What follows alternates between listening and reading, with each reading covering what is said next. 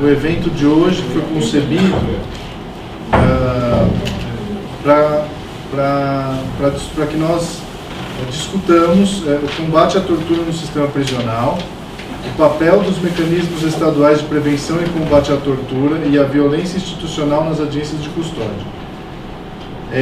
O tema da tortura tem sido levantado mais recentemente com mais frequência, talvez por causa das audiências de custódia, não sei se a gente pode fazer essa afirmação, mas eu sinto que há uma indignação maior com esse ambiente propício à tortura e algo que, portanto, merece a nossa atenção, né? Nós fizemos essa mesa justamente para refletir acerca desse momento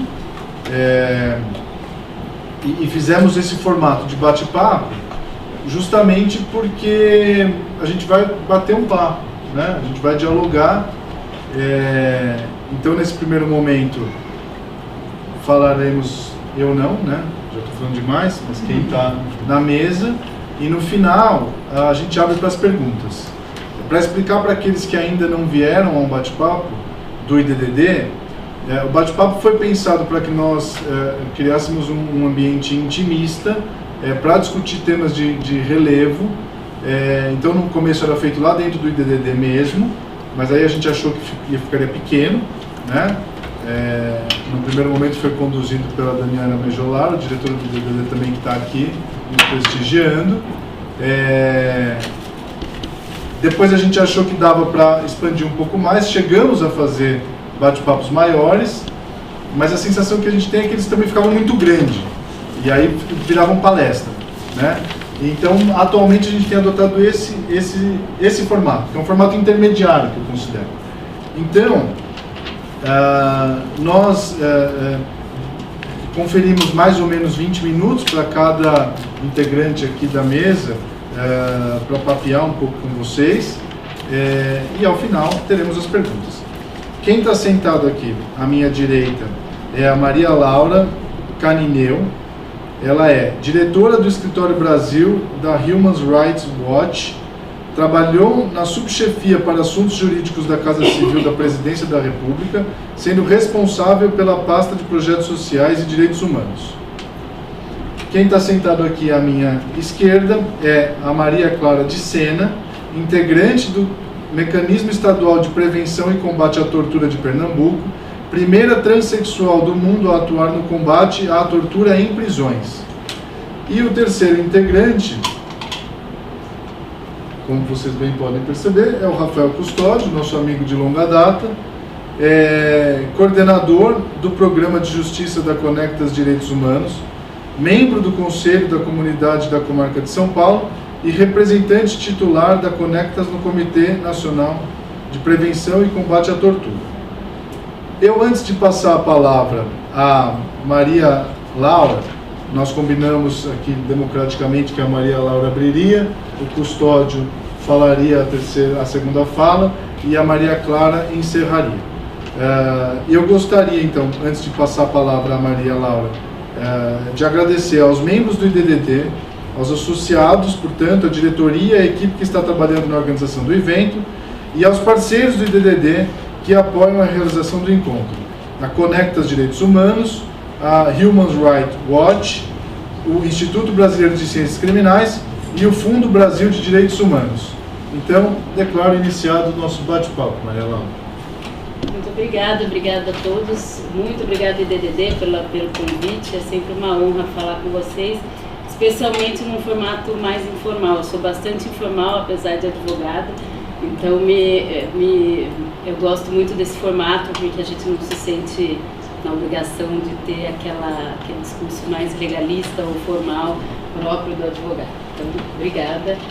Eu vou falar um pouco, né, como eu sou a representante da Human Rights Watch no Brasil, e esse assunto da tortura e tratamento cruel, desumano e degradante tem sido um foco essencial do nosso trabalho nos últimos anos, desde que abrimos o escritório aqui no Brasil em 2013, 2014. Inclusive, a primeira pesquisa que eu participei, que eu conduzi, que nós conduzimos aqui no Brasil, foi sobre tortura e casos de tratamento cruel, desumano e degradante, especialmente na abordagem policial e nos primeiros momentos da custódia, né? Então eu estou aqui para falar um pouco sobre esse histórico de trabalho da Human Rights Watch e o que tem sido nossas recomendações e como a gente tem visto esse assunto se desenvolver ao longo do tempo. Talvez a gente tenha dado uma atenção especial a esse tema nos últimos anos. Obviamente, o programa das audiências de custódia, coordenado pelo Conselho Nacional de Justiça, foi essencial para uma abertura para esse assunto. No entanto, ainda não existem, acreditamos que não existam mudanças estruturais efetivas para realmente a prevenção efetiva dessa séria violação de direitos humanos que ainda está muito presente no cotidiano da sociedade brasileira, né? De uma forma bastante preocupante, inclusive quando você compara a outras regiões do mundo. A gente no ano passado divulgou um trabalho que nem foi sobre tortura, foi sobre execuções extrajudiciais, focado no estado do Rio de Janeiro. No entanto, é muito interessante como as violações, né, conduzidas de uma forma quase que uma política por parte das forças de segurança pública nos levam a repetidamente documentar casos que são de tratamento cruel, desumano e degradante e tortura, né? Então eu peço licença para ler um relato que muito nos chamou a atenção, não pela gravidade da violação, mas porque é um relato vindo da própria instituição policial.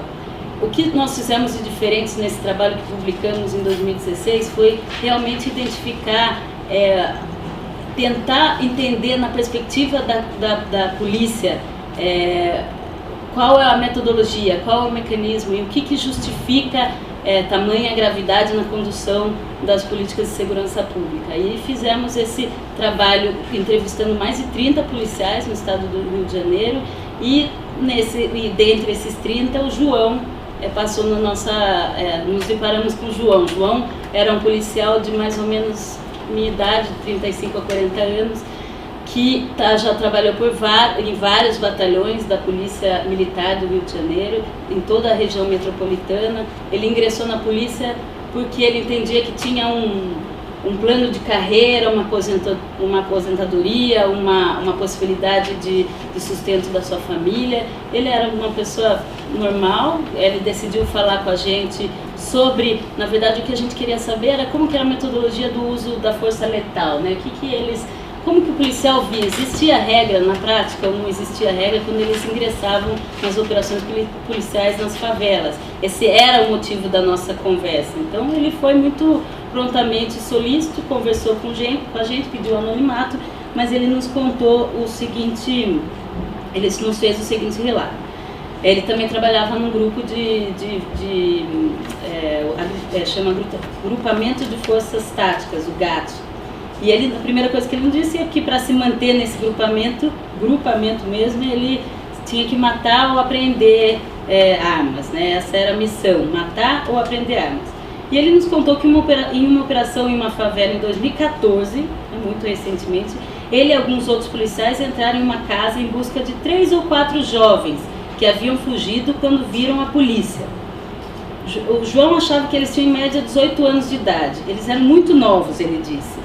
Ele contou que havia 2 meninas com eles, então 2 rapazes e 2 meninas. Os policiais encontraram 2 armas dentro da casa, que eles seguiram os meninos até a casa e acreditavam que tinham outras na casa. E ele contou pra gente que para fazer que os jovens falassem, eles os torturaram. Ele fez questão de falar que eles não torturaram as meninas. Eles os levaram um por um para um outro quarto e colocaram um saco de gelo vazio sobre suas cabeças para asfixiá-los. Era um saco de gelo e não um saco comum, porque se fosse outro saco eles conseguiam abrir com os dentes, né? Então ele explicou também que era essa metodologia, eles usavam um saco de gelo vazio para asfixiar. Os policiais, eles contaram que eles chutaram nas costelas dos meninos, deram socos, espirraram spray de pimenta em seus rostos. Eles dizem que eles não usaram choques porque eles não tinham naquele momento. Nenhuma das vítimas revelou a existência de mais armas Só que depois de 20 ou 30 minutos de tortura, os policiais levaram os meninos para a delegacia, onde eles foram indiciados pela posse das armas. E João disse que eles não tinham medo de que eles denunciassem, porque eles não tinham deixado marcas. E que as palavras, e na hora dos vamos ver se eles denunciassem, ia ser as palavras dos policiais contra o dos meninos, mesmo porque eles não tinham levado absolutamente nenhuma outra testemunha para a delegacia para fazer o boletim de ocorrência. O João então descreveu uma sessão de tortura muito comum utilizada como método de investigação. O que foi diferente para a gente? Porque a gente já ouviu vários relatos como esse, vem ouvindo relatos como esse, mas foi a primeira vez que a gente ouviu de um próprio policial como eles faziam isso, né? Mas ele descreveu essa como usada como mecanismo de método de investigação, mas também descreveu outra sessão de tortura envolvendo um homem suspeito de ter matado uma mulher porque ela tinha sido simpática com algum policial numa operação policial. Numa operação, a mulher foi simpática e foi morta por esse rapaz que eles apreenderam. Os policiais encontraram esse homem na sua casa e começaram a espancá-lo rigorosamente até que, segundo João, ele não tinha mais força nem para gritar. Nesse caso, de acordo com João, a tortura não era para obter informação, mas sim para só puni-lo. A sessão durou cerca de 1 hora. Pode parecer que João fez justiça com as próprias mãos, acreditando que sua missão era pôr fim à criminalidade. Mas a verdade é bem mais complexa que essa. Naquela época, o João recebia propina de traficantes de droga, o arrego, né, que são os pagamentos que chegavam regularmente nos dormitórios do batalhão onde ele trabalhava. Ele disse que os traficantes pagavam mais ou menos R$2.000 por dia para cada um dos policiais que estivessem de plantão durante o final de semana. Os pagamentos eram feitos em troca de que os policiais não conduzissem operações nas favelas. E de 2 comandantes que estavam dentro do comando do batalhão, enquanto ele trabalhava lá, um aceitava dinheiro dos traficantes e o outro não. Ele também era membro de uma quadrilha de tráfico de drogas e assim por diante. Então aí a gente conseguia um pouco documentar, né, do uso dessa metodologia para manutenção de uma prática e manutenção de um controle de poder dentro desses ambientes, né. De novo, para a gente foi muito surpreendente ter ouvido um relato como esse da própria força policial, nos contando que isso realmente é um mecanismo de combate à criminalidade ou manutenção das forças dentro de uma política de segurança pública completamente falida que a gente sabe que está acontecendo no Rio de Janeiro. Infelizmente, né, esse relato não o que muda nesse relato é ele vir da própria instituição, sem absolutamente nenhum receio de punição. Então essa é o que a gente tem documentado ao longo dos anos também, é a falta de receio, é a falta de punição que conjugada com as falhas nos métodos e nas formas de investigação, que levam à impunidade e à manutenção dessa situação de tortura como um método de investigação até hoje, né? Em 2014, então esse foi parte de um relatório que nós publicamos em 2016, com esses relatos vindo da própria instituição policial. Em 2014, nós havíamos feito um relatório grande, foi, como eu disse, o primeiro desde que a gente abriu o escritório no Brasil. A Human Rights Watch já vinha documentando violações graves de direitos humanos, tortura e condições prisionais ruins há 20 anos atrás, mas antes não com a presença de pesquisadores no Brasil, eles vinham em missão. Então foi a organização que levou, por exemplo, junto com outras organizações, o caso do Carandiru para a Corte Interamericana. Depois eles saíram um pouco de cena, continuaram a fazer alguns trabalhos e voltamos em 2013. O primeiro trabalho que a gente inaugurou foi justamente essa pesquisa sobre tortura, e muito em função de uma experiência, inclusive, que eu mesma tinha tido no governo federal, ajudando a aprovar a lei o Sistema Nacional de Combate à Tortura, e tendo vivenciado uma resistência enorme para colocar no papel uma obrigação internacional do Brasil, vinda do Protocolo Adicional de Combate à Tortura, que era um mecanismo nacional, né? E até hoje enfrentando na prática as dificuldades e as resistências de ter mecanismos como esse. Então, naquela época, a gente documentou 64 casos de tortura e tratamento cruel, desumano e degradante, 64, mais analisado mais de 200 denúncias. A gente conseguiu documentar 64 casos, porque neles a gente entendeu que, tendo em vista a análise dos boletins de ocorrência, entrevistas com testemunhas, a análise dos laudos periciais, muitas vezes muito mal feitos, mas combinado com as entrevistas que a gente tinha feito e análise do processo, nesses casos a gente entendia que tinha realmente prova suficiente para documentar o envolvimento de forças do Estado na condução dessas práticas, né? De 64 casos, mais ou menos 40, nós entendíamos que existia uma motivação, né? Então não era um tratamento cruel, desumano e degradante, e sim constituir a verdadeira tortura pela motivação de punição ou de obtenção de confissão. Eu achava difícil que a gente pudesse ainda, mesmo com a tortura sendo um crime, né, tão absolutamente proibido, tão absolutamente imprescritível, todas as características desse crime grave dos direitos humanos do ponto de vista internacional, ainda acontecesse como método de confissão aceita pelo judiciário. Isso, para mim, que foi o que mais me chocou nesse trabalho, porque muitos dessas 40 casos eram para obtenção de confissão, seja nas residências, no interior das residências, nas viaturas policiais, nas delegacias ou qualquer outro local nessas 24 horas após a prisão. Como eu disse, a gente analisou mais de 300 casos, 64 a gente documentou como caso de tortura ou tratamento cruel, desumano e degradante em 5 estados. Isso também foi bastante interessante, porque a gente começou a fazer o trabalho em São Paulo, né? O São Paulo também um estado bastante resistente a reconhecimento de que existe esse procedimento, e cada vez mais resistente, na verdade, o que eu acho interessante, mesmo com tantas denúncias, o mecanismo estadual aqui em São Paulo a gente não consegue ter, porque não tem tortura no estado de São Paulo. Então,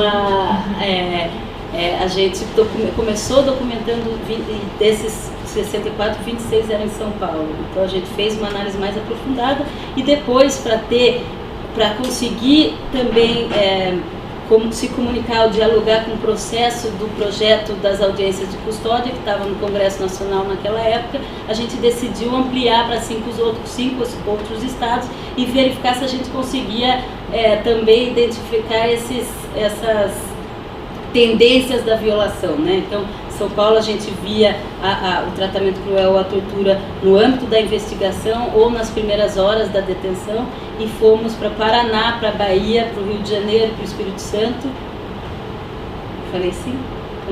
Bahia, São Paulo, Espírito Santo, Rio de Janeiro e Paraná, onde também documentamos as mesmas tendências, as mesmas violações. Então foram 5 estados, 64 casos nas 24 horas primeiras da detenção policial. Também queríamos dialogar com a necessidade de um instrumento que é previsto no mundo inteiro, na América Latina. O Brasil e Cuba são os únicos países que ainda não prevêem na legislação essa necessidade de apresentar a pessoa suspeita para um judiciário num prazo mais rápido possível, e a gente queria casos para realmente ilustrar essa necessidade, né, das audiências de custódia.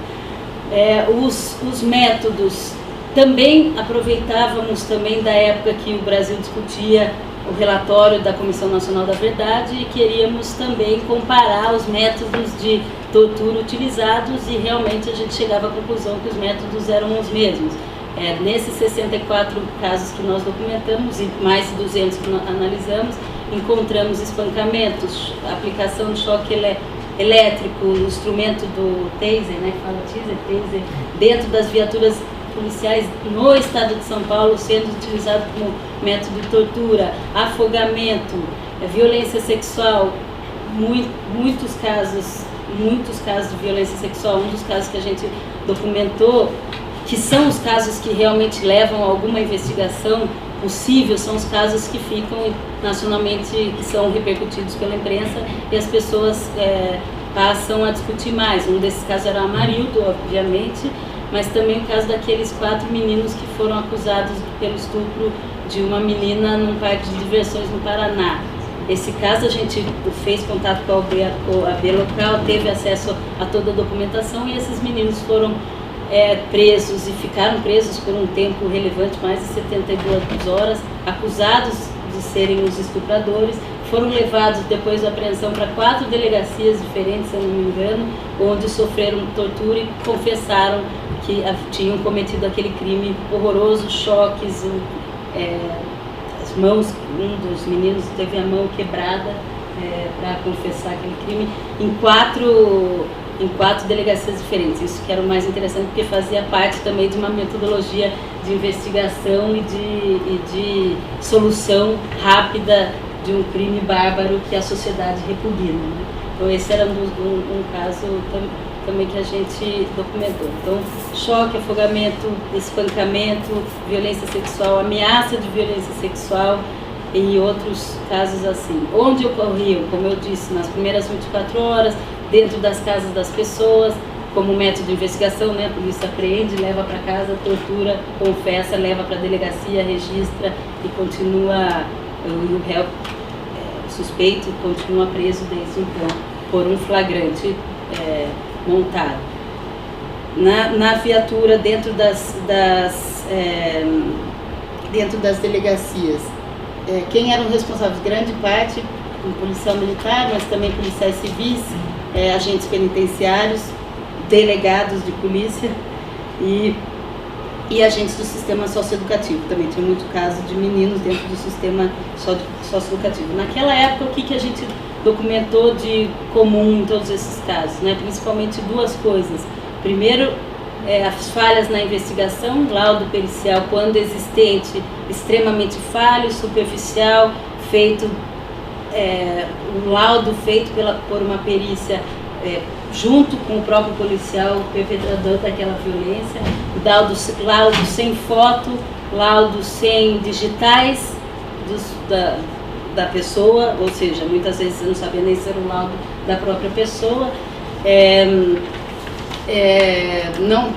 falta de fotografia, ou seja, todos os requisitos do protocolo de Istambul, que dá a metodologia de investigação de tortura, não eram observados, num estado com mais equipamento que é o estado de São Paulo, né? Se os outros estados então nem se fala, mas São Paulo, naquela época também havia aproximadamente 250 laudos periciais realizados por dia pelo IML, ou seja, a superficialidade era inerente à investigação. Então, falhas relacionadas aos exames do corpo de delito e a outra comum, né? A falha comum de todos esses 64 casos era a falta de possibilidade da vítima daquela tortura denunciar esses casos, porque 3 meses depois, quando ele tinha a primeira oportunidade de encontrar com uma autoridade policial, as provas já teriam sumido. Então, falta de possibilidade de denúncia desses casos, que mudou um pouco a realidade com a existência das audiências de custódia, mas como o Rafael vai falar e vai bem ilustrar no relatório dele, mesmo a presença da audiência de custódia, mesmo a apresentação do preso, né, da pessoa detida nessas circunstâncias, não garante o início de uma investigação de tortura. E talvez essa seja uma falha que, se a gente não prestar atenção desde já, quando a audiência ainda é nova e a gente não tem essa previsão legal, isso nunca vai acontecer. Então, essa era a nossa grande esperança. Foi até interessante, porque quando a gente começou a falar de audiência de custódia, a gente lançou esse relatório, o relatório teve uma repercussão grande de imprensa, justamente porque a gente estava falando de 5 estados e metodologias. Era a época da Comissão Nacional da Verdade. A gente falava dos mesmos métodos, como se as pessoas não soubessem. Sai no Jornal Nacional, 3 minutos de matéria, vão procurar o Humberto Costa, que era o relator do projeto de lei 554, e ele tira da gaveta e apresenta. No entanto, isso já faz quanto tempo e ainda o projeto de lei não é apresentado, mas pelo menos a gente conseguiu todos, juntamente com todas as sociedades civis, representações e organizações que já vinham também falando isso há muito tempo, conseguimos trazer alguma repercussão e o Conselho Nacional de Justiça implementa de uma forma voluntária, né, e não obrigatória o programa das audiências de custódia. Para responder um pouco essa parte da falta de possibilidade de denúncia, né. Depois desse trabalho, nós passamos a documentar casos de tortura dentro do sistema prisional. Também naquela época a gente já tinha alguns casos, mas fomos para alguns estados com a situação de superlotação e condições prisionais terríveis, como o estado de Pernambuco. Não vou falar muito tempo, não sei quanto eu já falei, porque aí eu deixo para você falar mais sobre o seu estado, porque é um dos estados de maior preocupação da Human Rights Watch, justamente porque em 2015, quando fizemos um relato sobre o estado de Pernambuco, o estado era o estado com maior superlotação. E juntamente com o nosso amigo Juan Mendes, que fala que, né, a situação da superlotação por si só já pode acarretar, né, condições análogas à tortura dentro desse espaço prisional. É isso que a gente viu no Complexo do Curado e em 2 outras penitenciárias que visitamos no estado de Pernambuco no ano de 2015 e no estado do Maranhão. Lá nesses 2 estados fizemos visitas ao sistema prisional e eu tenho algumas cópias do relatório aqui que vocês podem ver as fotos e toda a complexidade do caso, mas lá era o estado, como eu disse, com maior superlotação. Encontramos situações que realmente remontam à Idade Média. Eu acho que não tinha nem no Maranhão, a gente tinha encontrado uma situação prisional tão bárbara, na verdade. Principalmente por uma negligência histórica em relação até o controle daqueles espaços, né? O espaço totalmente controlado por presos individuais que o próprio Estado escolhe, né? Que são os chaveiros, cela com capacidade para 6 pessoas, nós encontramos mais de 60 pessoas, pessoas realmente se revezando para dormir e pessoas realmente se prendendo com lençóis nas grades para não cair em cima do outro, né? Um espaço, um vaso sanitário para muito mais do que 60 pessoas, entupido, então seja o cheiro de fezes, cheiro de mofo, cheiro de suor dentro daquele espaço, realmente você nunca esquece, eu acho que você leva para a sua vida inteira, então você não consegue acreditar como que as pessoas podem dormir ou exercer qualquer vida viável dentro desses locais, né? Um espaço de extrema desumanidade. Encontramos essas situações principalmente nas celas de castigo, né? As celas de castigo que na verdade são utilizadas inclusive para proteção de pessoas ameaçadas dentro do sistema. Então eram pessoas ou punidas ou pessoas em tese deslocadas das outras alas justamente para não serem mortas, mas são mortas todo dia um pouquinho. E nessas celas uma situação realmente que é difícil de entender a possibilidade de vida, né? E nessa cela também não havia espaço ou hora para... A legislação brasileira exige 1 hora por dia de banho de sol, pelo menos 2 horas por dia, a legislação internacional pelo menos 1 hora por dia. Essas pessoas, em razão do sistema interno que eles tinham estabelecido, elas nos relataram que tinha espaço de 1 hora por semana para ver a luz do dia. Então esses eram alguns dos casos que com certeza remontam a uma situação de tortura e tratamento não cruel, extremamente cruel, degradante, desumano, né? Nós vimos isso em Campo Curado, fizemos um relatório, esse relatório que está aí, também documentando os atrasos no sistema judiciário. Nessa época o mecanismo já estava estabelecido por lei, mas eu acho que na prática teve todos os reveses que eu acho que você vai contar, mas que as audiências de custódia tinham acabado de começar a ser estabelecidas. Então, ao mesmo tempo que vimos essas condições terríveis, tendo em vista a superlotação e condições de saúde precária, lá naquela época, naquele ano, a incidência de HIV na população prisional era 42 vezes maior do que a média nacional. e de tuberculose 100 vezes maior. E presos doentes não eram levados para os hospitais por falta de escolta policial, né?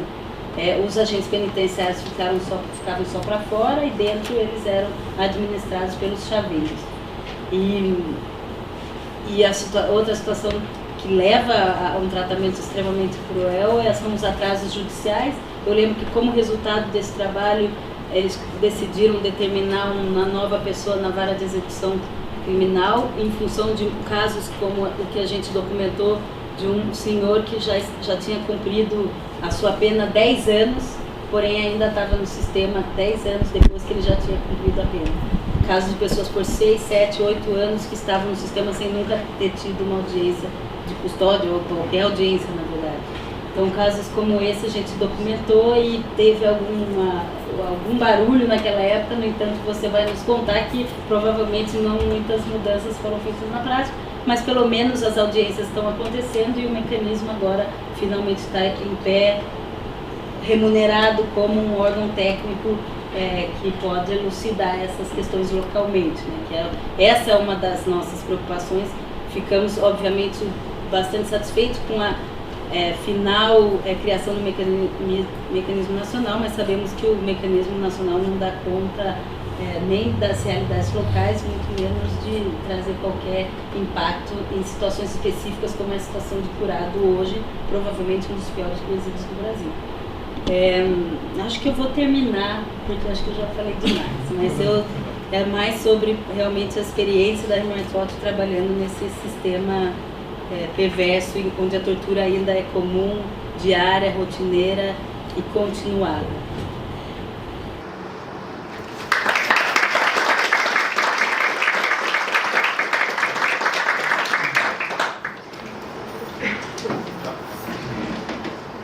Boa noite, queria primeiro agradecer o DDD, cumprimentar também os colegas aqui de mesa.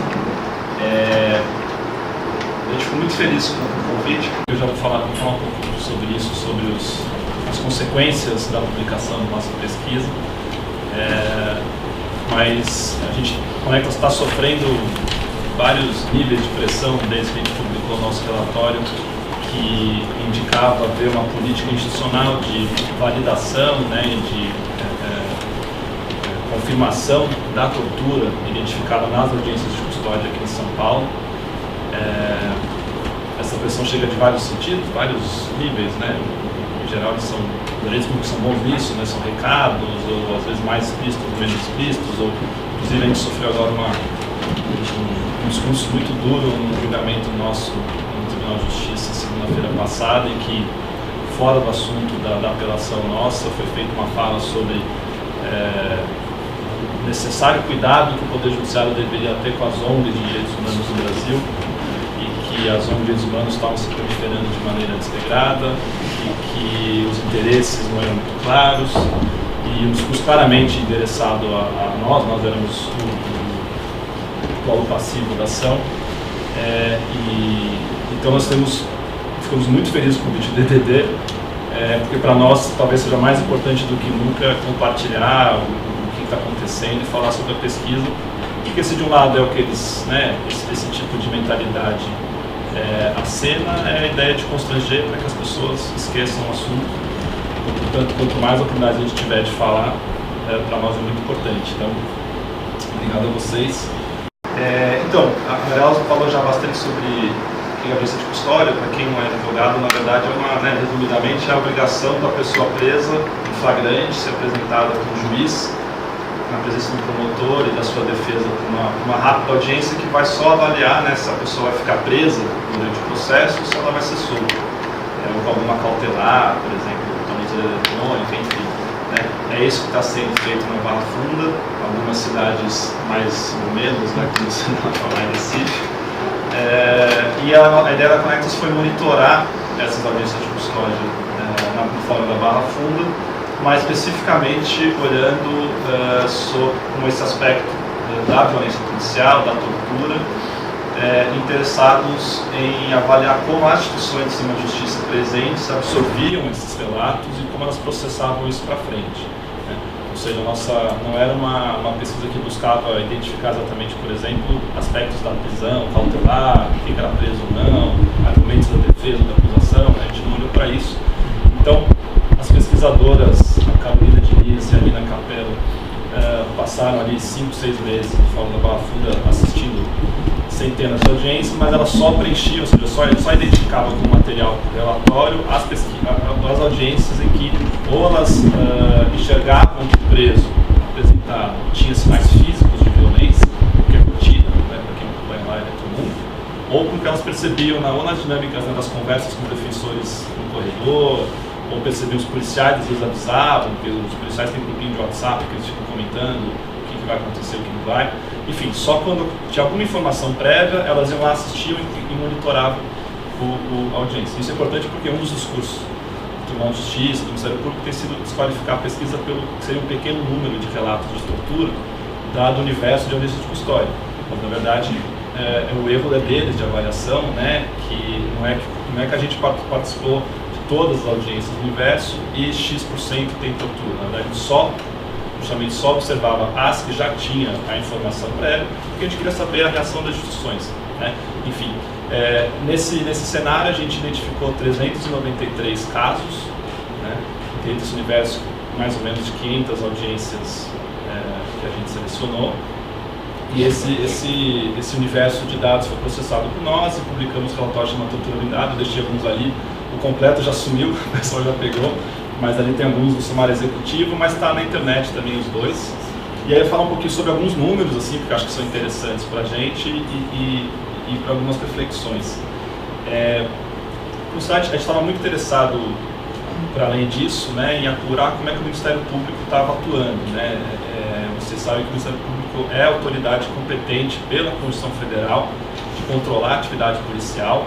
É o único órgão que a Constituição estabelece expressamente essa prerrogativa, é um órgão externo, né, não submete nem ao Judiciário, nem ao Legislativo, nem ao Executivo, em tese. Então, ele, na audiência de custódia, como a Maria Laura falou, ele é fundamental, porque é ele, então, que vai ter contato, né, com esse relato que o preso está contando sobre violência policial, e só ele, tem a prerrogativa de, por exemplo, promover uma ação penal, né, ou pedir mas promover uma ação penal contra eventuais agentes públicos, né? E aí um dos dados, são vários dados, né? Eu peguei alguns que talvez sejam mais interessantes também pelo tempo, mas para mim esse é um que talvez fale por si só. Desses 393 casos que a gente identificou,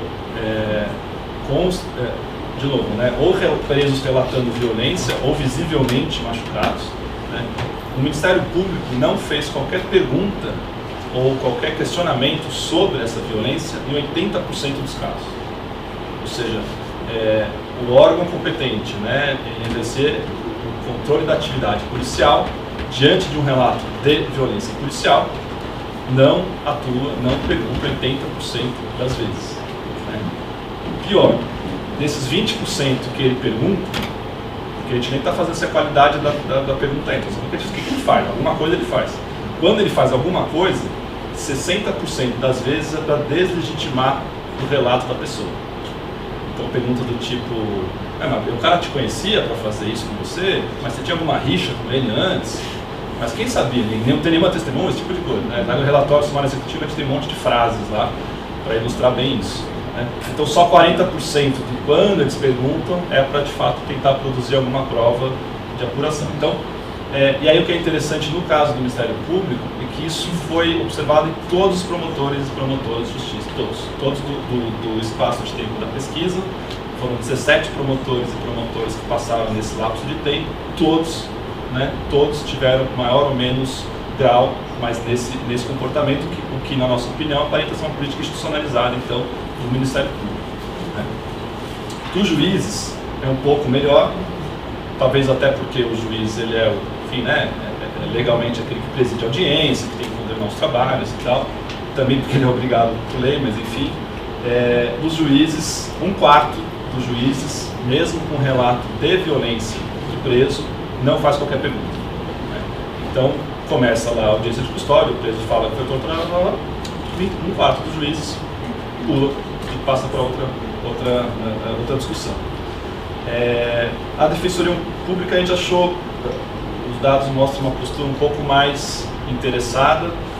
51%, 49% perguntaram, fizeram perguntas para tentar obter algum tipo de informação, mas uma das coisas que nos chamou a atenção, que está no relatório, inclusive na representação que a gente fez para a Defensoria, é que tem uma discrepância muito forte entre a atuação dos defensores, que são os defensores que estão ali no DIPO, que chama, quem não conhece, é como se fosse uma vara de inquéritos policiais de flagrantes. Então tem defensor que está lá todo dia fazendo IRAN. Esses defensores se manifestam em 67% das vezes quando tem relato de violência. Os defensores que são designados de outros lugares se manifestam em 32%. Então uma das recomendações que a gente fez para a Defensoria é que, aparentemente, né, precisa ser feito um grande esforço para esses defensores que vêm de outras realidades, outras varas, se apurarem melhor ou também treinarem melhor a sua possível atuação. Aí três dados aqui genéricos da pesquisa. Né?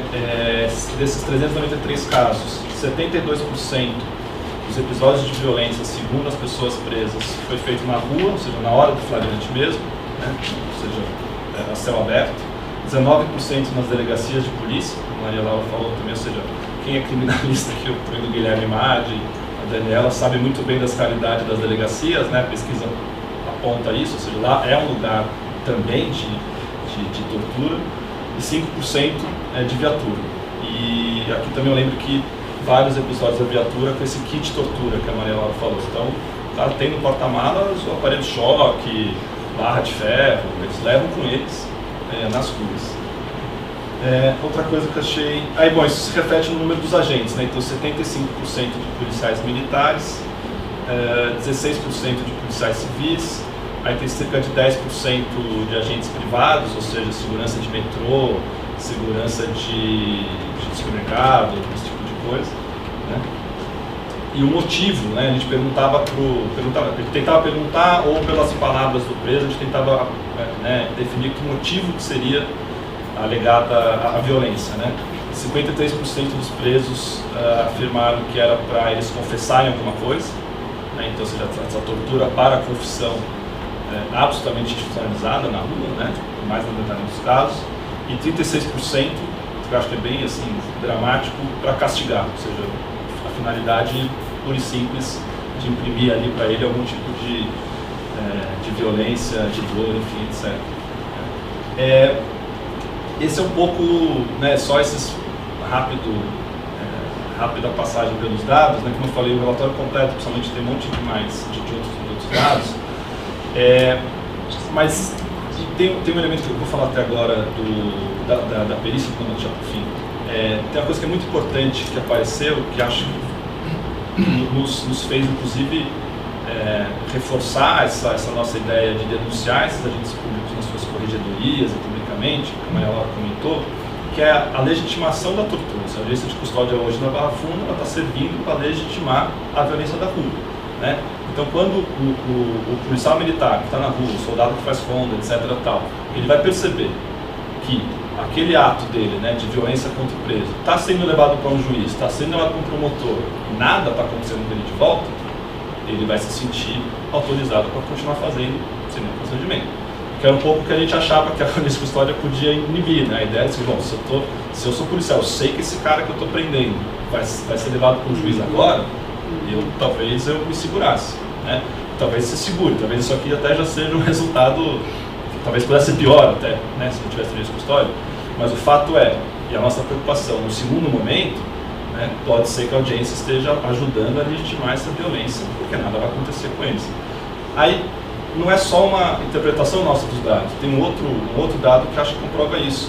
72% das vezes que o juiz mandou apurar alguma coisa, e vale dizer que assim, o que é apurar? Apurar é o juiz mandar um papel no juiz que está na porta do lado, para ver se o juiz da porta do lado faz uma coisa, que é o tipo 5. Ninguém sabe o que é o tipo 5, ninguém entende como é que funciona aquela dinâmica, mas é uma dinâmica aparentemente feita para não funcionar. Mas, de qualquer modo, 72% das vezes que o juiz manda para esse outro juiz, esse outro juiz manda ofícios para apuração para os batalhões dos PMs. E quando ele manda para os batalhões da PM, ele manda o vídeo da audiência. As audiências só são gravadas. Então tem a pessoa que está denunciando a tortura, né? Toda essa prova com a qualificação da pessoa, a identidade dela, o vídeo dela, vai para ser apurado pelo batalhão cujo soldado atua, né? E lá vai ser aberta uma investigação. Né? O que você faria? Eu preciso chamar o cara torturado para ir lá, então, né, para depor no batalhão do torturador. Né? Então, e os juízes fazem isso com menor tranquilidade, 70% das vezes. Né? Para não dizer quando eles fazem errado, então 15% das vezes a gente identificou, eles mandam para a corregedoria errada. Enfim, então é evidente que há um descompromisso muito grande, né, com o que acontece pós a audiência de custódia. Se a audiência de custódia por si só, a qualidade dela, no que toca à apuração da tortura, já é absolutamente descasuada, quando passa a audiência, então, absolutamente pouco importa. Né? Aí eu falei que a gente tem muita coisa das frases, né, que eu acho muito interessante. Tem uma audiência que o rapaz preso, eu até vou contar de novo porque é um caso sintomático que você vê o comportamento do MP e depois da perícia, como é que funciona lá na Barra Funda. Ele disse que ele estava numa fuga e tal, ele tinha roubado um carro e tal, e o carro capotou, caiu num córrego. A polícia para perto, começa a atirar, tal, ele sai correndo, se machuca, tal. Os caras pegam ele e começam a bater nele e tal. E ele conta tudo isso, e eu lembro das pesquisadoras chegando na Conectas, lembro desse dia, assim, impressionadas, porque o cara chegou completamente destruído, mancando, o pé sangrando, etc. Tal, né? E aí ele faz o relato, o juiz super sensível manda para o DIP 5, o DIP 5 da pura, mas o que o MP fala, o promotor de justiça? Ele foi contra a apuração, mas o juiz manda apurar. O promotor fala o seguinte: o seu caso vai ser apurado, mas se ficar comprovado que o senhor mentiu, o senhor vai ser processado por denunciação caluniosa, entendeu? O que você está fazendo é muito grave. É bastante grave dizer que os policiais cometeram um crime que não cometeram. Você é um promotor de justiça. E detalhe, a gente pegou isso, salvo engano, na transcrição, porque ele espera desligar a câmera para falar isso pro cara. E inclusive ele fala depois, a gente não pegou aqui, mas ele fala assim: eu vou te processar, eu vou atrás do seu processo para te processar, se você não for preso por isso aqui, você vai ser preso por estar mentindo. Eu sou promotor de justiça. Tem uma outra que é uma promotora, muito sensível também à violência policial, que a pessoa, agora eu não lembro qual era o relato da pessoa e tal, mas ela fala uma frase que virou um dos nomes de um capítulo aqui nosso, que ela fala o seguinte: se não estivesse roubando, não estava apanhando.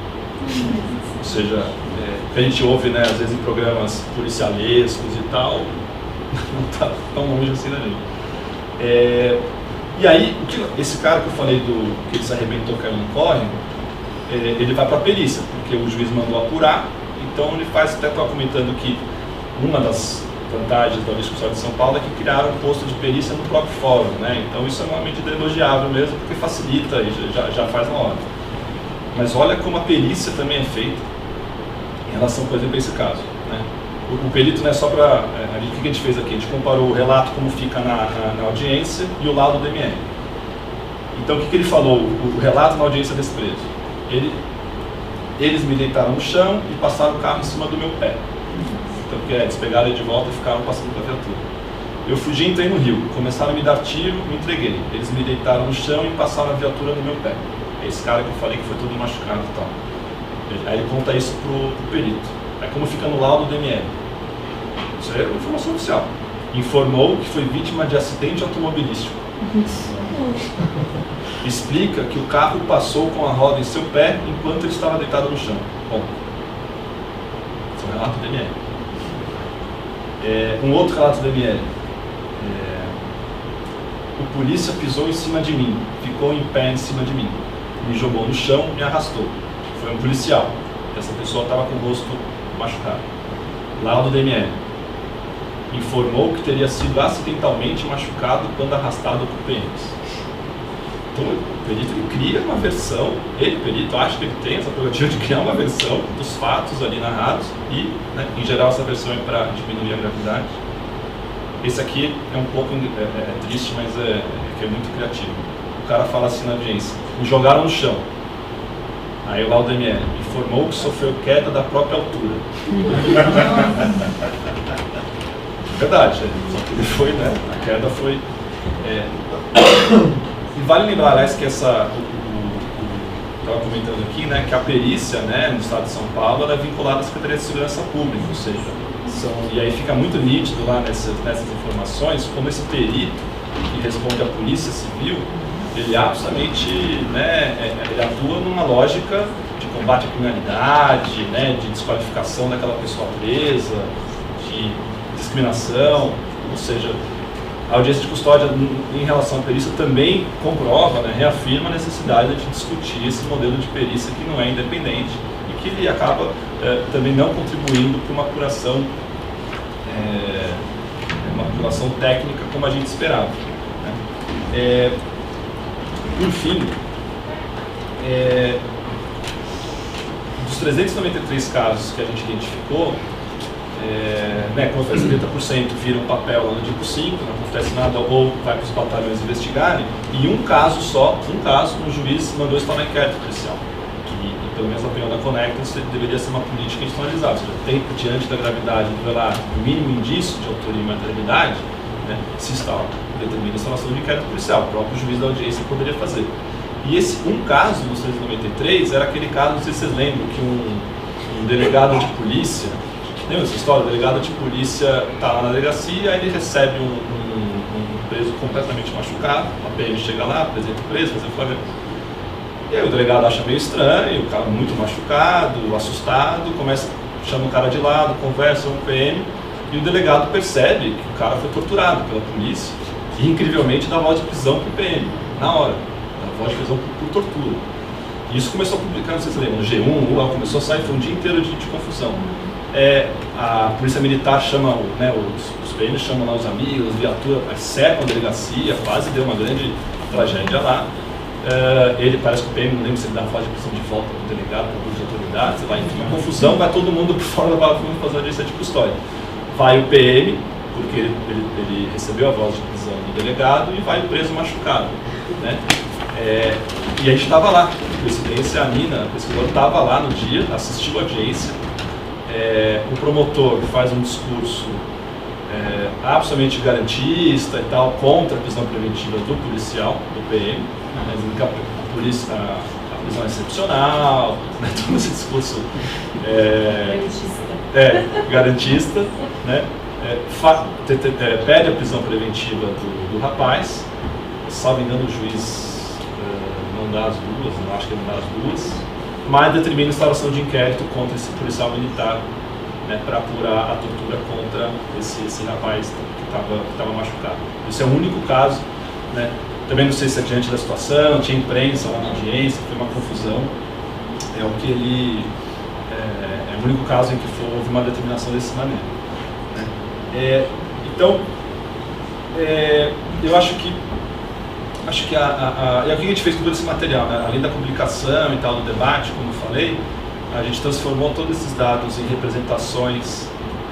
No caso da defensoria, a gente não viu nenhum tipo de possível infração disciplinar, a gente não achou que, principalmente comparado com os outros, mas não nos parecia tão grave assim. Então a gente representou o Conselho Superior da Defensoria, um documento mais institucional, pedindo reformas institucionais desse atendimento, né? Eu soube recentemente que o Núcleo de Direitos Humanos e o Núcleo de Justiça Casal estão, inclusive, fazendo uma nova normativa, não sei se vai ser uma recomendação, algo assim, para produzir defensores, que eu acho que é interessante.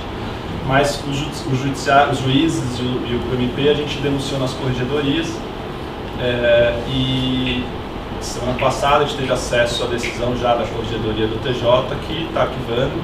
Infelizmente, era um pouco esperado, mas chama a atenção que o argumento do corregedor, que é um despacho de 3 linhas, é que diante das informações escolhidas e tal, não tem o que é ser aprimorado nas audiências de custódia, né?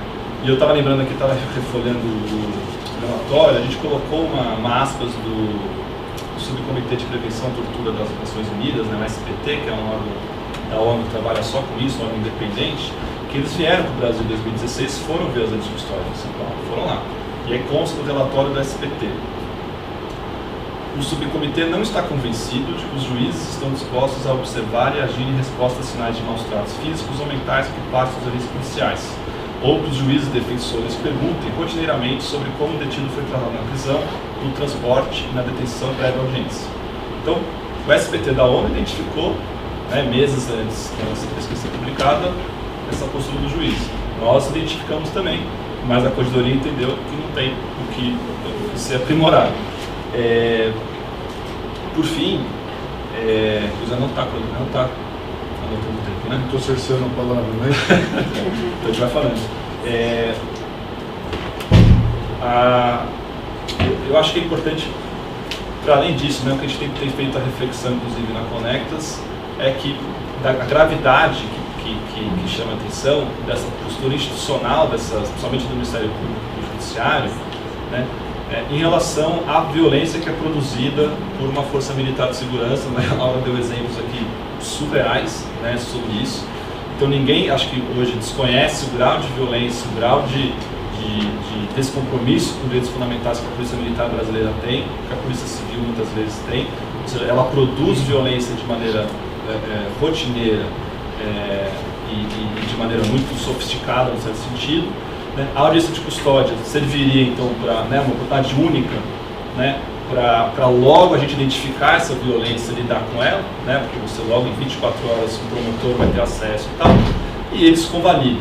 Né? Então, acho que a audiência de custódia, ela pelo menos tem nos trazido mais um elemento importante do debate sobre o que é esse Ministério Público, o que é esse Judiciário que nós temos, se é isso que a gente quer. Né? Eu acho que é absolutamente inadmissível que um promotor de justiça ou um juiz de direito se sinta autorizado a convalidar qualquer tipo de prática de violência policial como se fosse alguma coisa absolutamente normal, de menor importância. Então, nós vamos recorrer agora para o CNJ dessa decisão. O Ministério Público de São Paulo ainda não tem uma decisão, mas a gente acredita que é não só uma reflexão interna, mas uma reflexão importante para todos nós, que não vai ser, né, provavelmente não vai ser através de novas leis ou novos procedimentos legais que nós vamos mudar essa realidade. Né? A gente precisa incidir nessas instituições de sistema de justiça, a gente precisa denunciar essas pessoas e a gente precisa impor a eles, né, a mudança necessária. Se nós imaginarmos aqui, nós estamos com grandes advogados, se isso acontecesse, né, com nossos clientes ou nossos familiares e tal, isso certamente seria um objeto de muita, né, de muita indignação e de muita luta, mas como ele é rotineiramente, né, aplicado a um determinado, bom, aqui o nosso número é 75% de negros, como ele é aplicado, né, prioritariamente a um determinado grupo da população, não tem nenhum tipo de constrangimento, não tem nenhum tipo de responsabilização por parte dos juízes, né? E isso, acho que para quem quer um Estado minimamente respeitador.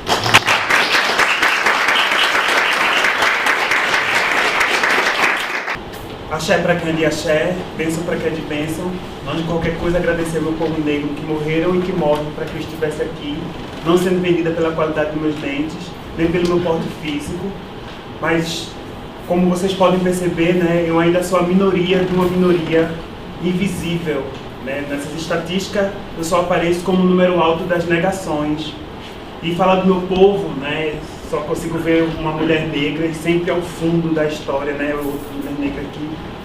Somos mínimas desses espaços que ainda nos excluem, que nos colocam ainda no papel de inferioridade. Então, axé. Bom, meu nome é Maria Clara de Sena, né, sou natural de Pernambuco, sou mulher transexual. Pela forma de resistência também eu me considero travesti. E vou apresentar esse slide hoje por um motivo bastante óbvio e pertinente. Fui visitar hoje, conhecer o presídio de Pinheiros. E nesse presídio de Pinheiros eu pude conversar com algumas mulheres travestis e transexuais. E vi que muitas delas viveram na mesma casa, dividindo casa comigo no período que eu vivia em situação de rua.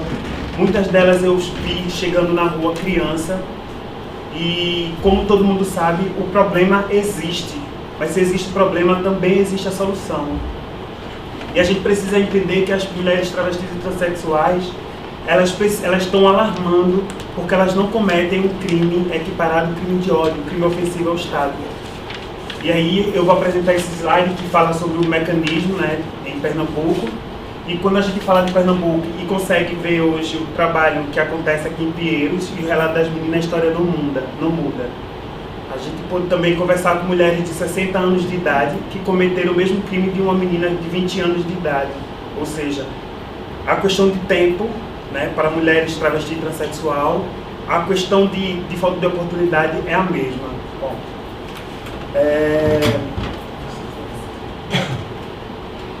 como surgiu o mecanismo, né?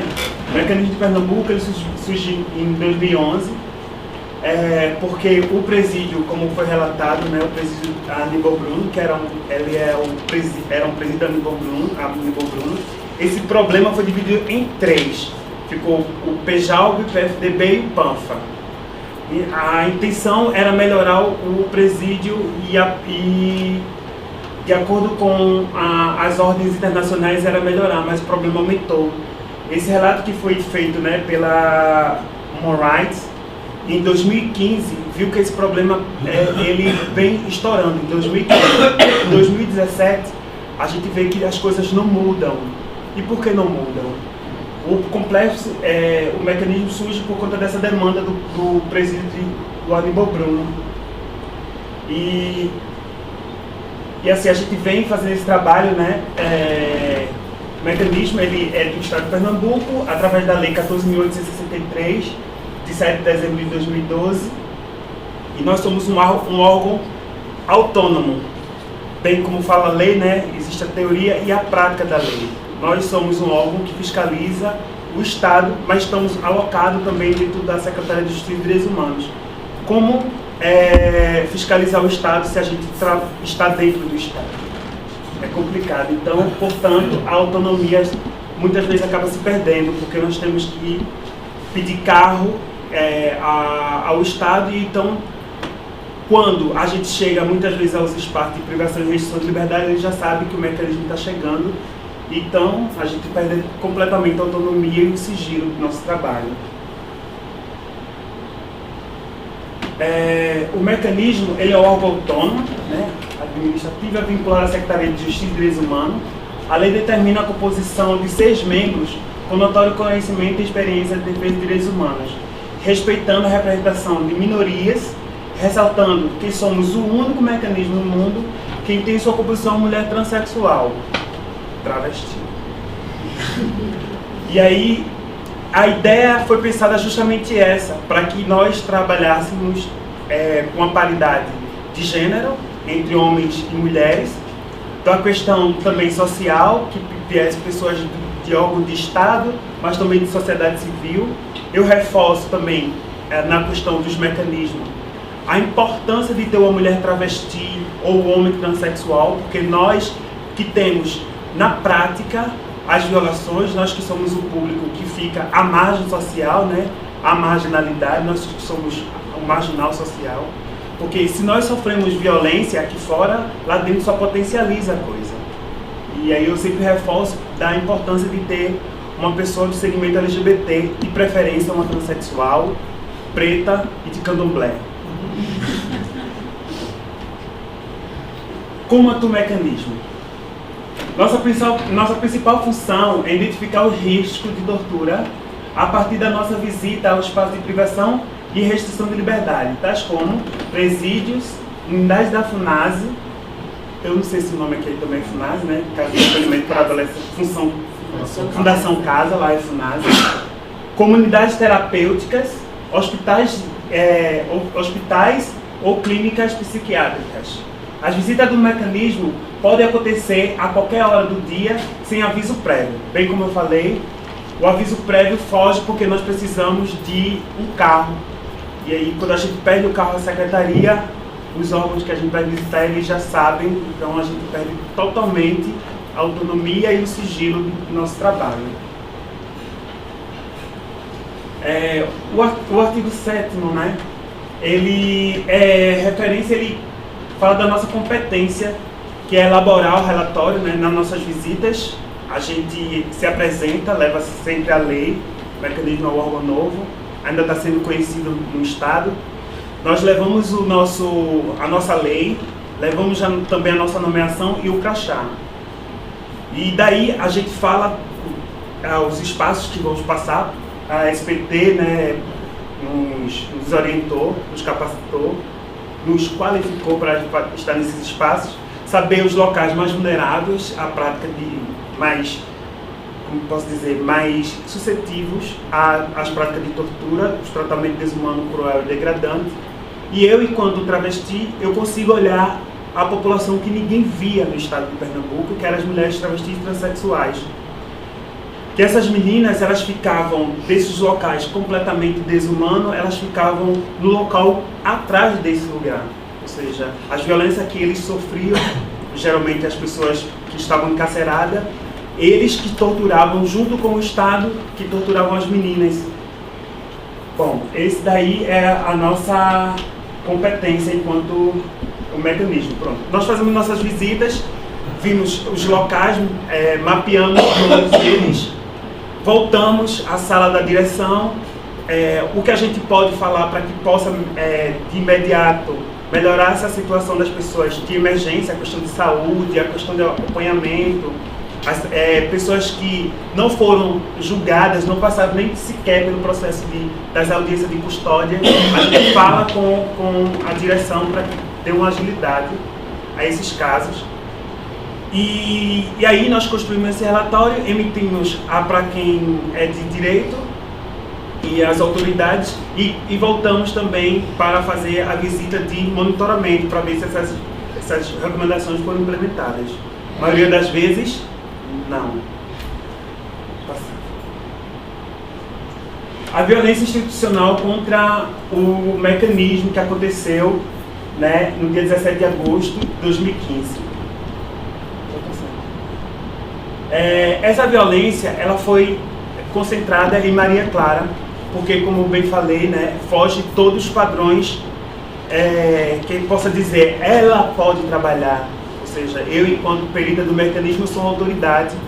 Nesse período que aconteceu a violência em Santa Cruz do Capibaribe, que fica no agreste do Estado, nós ainda não tínhamos nosso crachá e eu apresentei, que meu nome ainda não era retificado, apresentei meu RG, o nome do meu falecido irmão, né? E aí, quando eu apresentei, eles preencheram lá a ficha de entrada do presídio. E essas frases, né, depois que a gente entrou, que ele viu que eu era uma mulher travesti, a violência, ele deixou claro que na primeira que ele conversou com as meninas, por isso que eu falo da importância de ter uma travesti, da gente discutir sobre essa população, vocês trabalham com direitos humanos porque nunca foram estrupadas, é a questão da mulher, né? O agente penitenciário deixou claro que as meninas e a gente nunca foi estrupada, por isso que a gente era de direitos humanos. Essa é a questão do machismo, deixou claro. E o segundo foi quando ele disse para uma companheira nossa, mas rapaz, vocês trouxeram um homem vestido de mulher para cá, que seria eu, que foi quando ele percebeu que eu era uma travesti. No momento que nós estávamos na cozinha, que a gente vai para os pavilhões, ele disse, seu nome é José Roberval e quer que eu chame de Maria. Eu falei sobre lei, sobre isso, sobre aquilo, tentando sensibilizar ele. Não, seu nome é José Roberval. Era, viu? Não é mais não. Aí eu pedi a ele, moço, o senhor poderia me respeitar? Ele disse, vou respeitar o quê? Né? Então ele não viu nenhuma estrutura que ele pudesse respeitar. Meu cabelo black, minha cor, minha altura, minha transexualidade, nem sequer a lei que dá as nossas prerrogativas. Aí ele falou, ele enfatizou dizendo, vou respeitar viado safado. E aí, quando mais uma vez eu pedi respeito, por mais que eu tenha esse tamanho, como diz no Nordeste, eu sou mole, não aguento uma tapa. Aí ele deixou também claro que iria matar aquele viado preto, né? Ele fala da condição minha de gênero, porque eu deixei de ser homem para ser a mulherzinha. A questão racial, que bem como você falou, né? Mais de 99% das prisões é constituída de pessoas pretas. Se não for preta, mulatinha, verdinha, qualquer cor, né? Porque essa questão de segregar, entender que por mais que eu tenha a pele mais clarinha, eu sou preta, porque a história mostra, deixa claro que por mais que eu tenha pele clara, também sou filha de um estrupo, né? Sou fruto de um estrupo. Bom, e aí ele deixou claro dessa violência que aconteceu em Santa Cruz. E aí foi quando eu comecei a pesquisa com as mulheres travestis e transexuais no estado, e que resultou na tipificação criminológica dessas mulheres. Desde a capital, a Agreste e o Sertão, as meninas elas cometiam esses crimes, que era na capital roubo, tráfico, extorsão. No Agreste foi o tráfico, porque tem um polígono da maconha, é o tráfico, furto e o roubo. No Sertão também é o tráfico, porque é o sertão, é o tráfico, roubo e furto. E aí, quando eu cheguei aqui em São Paulo, que eu vi algumas meninas, muitas delas, como eu falei, moraram comigo, dividiram casa comigo na época que eu vivi em situação de rua, elas me falaram, e por eu conhecer, eu sei da índole delas, né? E eu vi que todas elas cometeram o mesmo crime. E aí eu posso falar claramente para vocês que, por mais de uma senhora que estava lá de 60 anos, que cometeu, ela foi tráfico, as outras mais novas também era roubo, e aí a gente pode dizer que 60 anos de vida, né? Uma questão regional também, e as meninas elas não cometem crime de ódio, elas não saem de casa para matar. Como vocês sabem, o Brasil é o país que mais mata travesti transexual. Por que elas não cometem, né? Elas não se protegem, por exemplo. Elas não saem de casa, uma pessoa que gritar, ela já sabe que é uma ameaça, ela podia muito bem matar, mas ela não aparece nos dados, esse tipo de crime. Então essas meninas nem para se defender elas conseguem. Elas tentam dizer para as pessoas, olha, eu preciso de emprego, renda e oportunidade. Então eu acho bastante pertinente e necessário para que a gente entenda que essas mulheres travestis transexuais, se elas não foram socializadas aqui fora, porque a gente sabe que a escola não está preparada, a família não está preparada, o Estado não está preparado para as travestis transexuais, não é o presídio que vai estar, não é?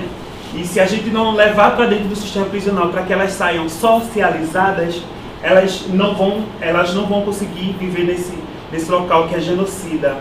E aí a gente sabe que é genocida por ser trans, preta, enfim, deixou de ser homem para ser mulherzinha. E aí elas vão voltar, reincidir, não pelo crime de ódio, mas sim por roubo, tráfico, furto e etc. Eu passei muito tempo me escondendo a minha questão racial, a minha questão de gênero, bem como a minha questão religiosa. Porque o nosso povo preto, a gente vai às ruas celebrar a nossa liberdade ou a busca dela. Quando nós estamos festejando, comemorando nossos orixás, arriando nossos doces, é a questão religiosa. Mas dentro do sistema prisional, a gente não tem as nossas culturas, a gente não tem a nossa comida, a gente não tem a nossa religião, a gente não tem a nossa referência. Tem sim. A religião que diz que é olho por olho, dente por dente. A lei da igreja deixa claro que não acredita na ressocialização. Se ela não acredita na ressocialização, portanto, ela não acredita que uma mulher transexual como eu possa adorar Deus ou uma parede, né? E aí, as meninas, quando elas são elas eram levadas para dentro do sistema prisional lá em Pernambuco, ela era justamente para esse pavilhão conhecido pavilhão dos amaldiçoados, onde ficavam os estrupadores, os pedófilos, pessoas que agrediam os idosos, e aí ficavam as travestis que não cometiam crime de ódio nem de estupro, elas cometiam roubo, furto e tráfico. Quando estourava a rebelião, eram elas que eram esquartejadas e mortas. Eu cheguei a ver uma travesti ser perfurada em uma das rebeliões. E aí, para mim, não distanciou, porque aquela travesti, a história dela não era diferente da minha, né? E aí, eu tive que passar por um processo também para entender que ali era um espaço, que é outro, mas ainda não consigo. Né? Porque quando a gente penitenciário puxa uma ponto 40 e bota na minha cabeça, eu não tenho um local de privilégio, não, nenhum, e que me deixa com o pezinho no chão para tentar cuidar do sistema prisional, porque se eu não estou fora, né, não estou aprisionada, eu estou morta, eu estou aprisionada, enfim. E aí elas estão com essas pessoas. Bom, e falar dos idosos que estão nesse pavilhão dos amaldiçoados, por quê? As igrejas, a religião, se eu estiver errado, vocês pesquisem, né, que eu sei que eu não estou, diz que nós, pessoas pretas, se existe o branco, é o preto, né? Mas eles dizem que nós somos negros. Nós não somos negros, somos pretos, pessoas pretas. e quando envelhecemos viramos pretos velhos, que para a religião fundamentalistas, para essas protestantes, diz que pessoa preta que envelhece é o preto velho, é conhecido como demônio. E aí, quando estoura a rebelião, eles também vão para a ponta da lança. E um homem que tinha agredido a esposa, ou seja, estava preso por Maria da Penha, ele teve sua cabeça decapitada por ser um preto velho. Bom, o relatório anual do mecanismo, né, a gente trouxe o caso de Michele, que durante a rebelião, os detentos, depois dessa decapitação do senhor, que tinha agredido a esposa, Michele, por ser uma transexual e viver com HIV, ela tinha já sido toda perfurada. Foi quando veio a intervenção do mecanismo, a gente atuou, pedindo para que cessasse aquela tortura que a gente conseguiu negociar, mas mesmo assim Michele já estava toda perfurada de chuncho, não sei se é chuncho aqui, o nome que faz o ferro, coloca um pano e vira uma faca, lá é conhecido como chuncho. E aí ela já estava toda perfurada e após, né, a liberação dela, veio a cabeça do senhor como prêmio para a secretaria e para a gente, todo mundo vê a cabeça dele lá rolando. A próxima seria de Michele. Quando eu falo da necessidade de ter um pavilhão específico para as mulheres travestis e transexuais, é difícil elas entenderem, porque a gente diz, olha, vamos criar um pavilhão específico para vocês. Elas já não têm família aqui fora. Lá dentro, a coisa potencializa, como eu falei. E aí elas não querem esse pavilhão, porque elas não conseguem entender que mesmo nesse pavilhão, elas vão poder fazer os corres, lavar, passar, cozinhar e ter seu companheiro. Mas existe uma necessidade a partir desse relato. Esse relato é da Felícia, que estava presa no PIG antes de ter o pavilhão específico para as travestis. Felícia, ela toda noite, ela tinha o colchão queimado, né? Eles cortavam o colchão, queimavam o colchão e colocavam entre os dedos do pé dela. Ela ficava à noite sendo queimada, com um pingo de vela nas costas.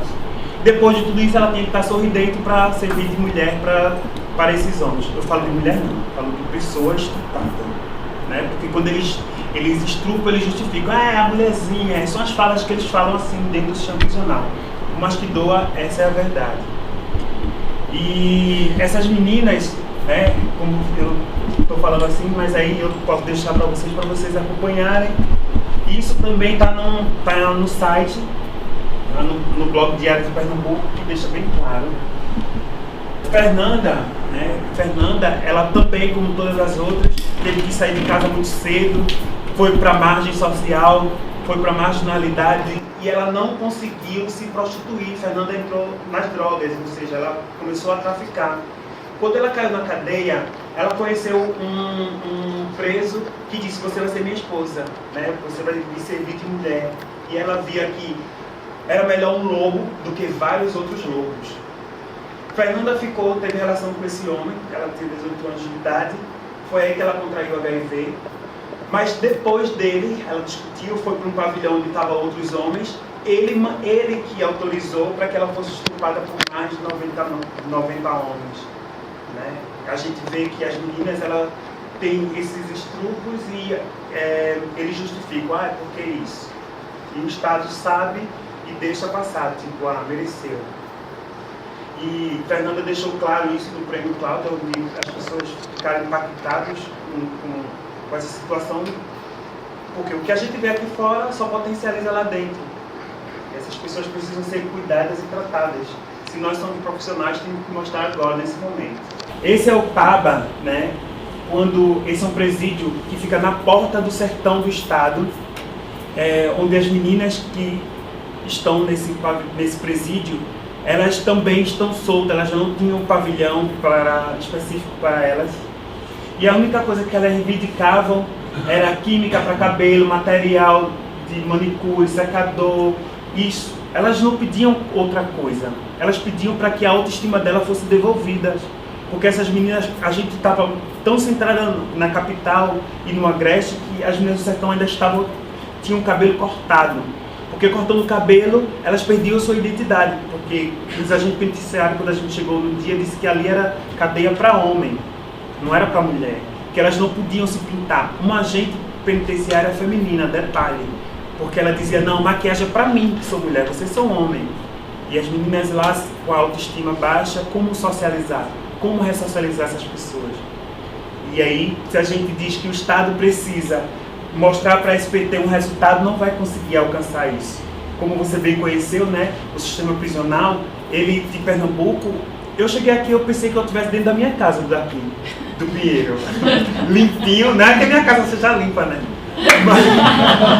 Mas quando eu cheguei aqui no Pinheiros, eu acompanhando a realidade lá de Pernambuco, eu disse, caramba, eu acho que é isso o mínimo, né?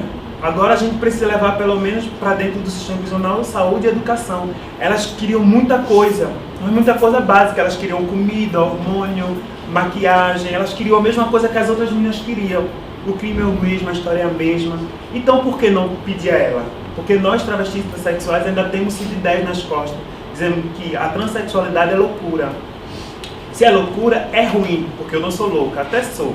Mas se está no CID-10, vamos cobrar do Estado. Olha aqui, olha, elas precisam de um tratamento específico. E é isso que eu estou fazendo, né? Se a gente sabe sobreviver da migalha, a gente aprende assim. E esse aí é o presídio do PIG.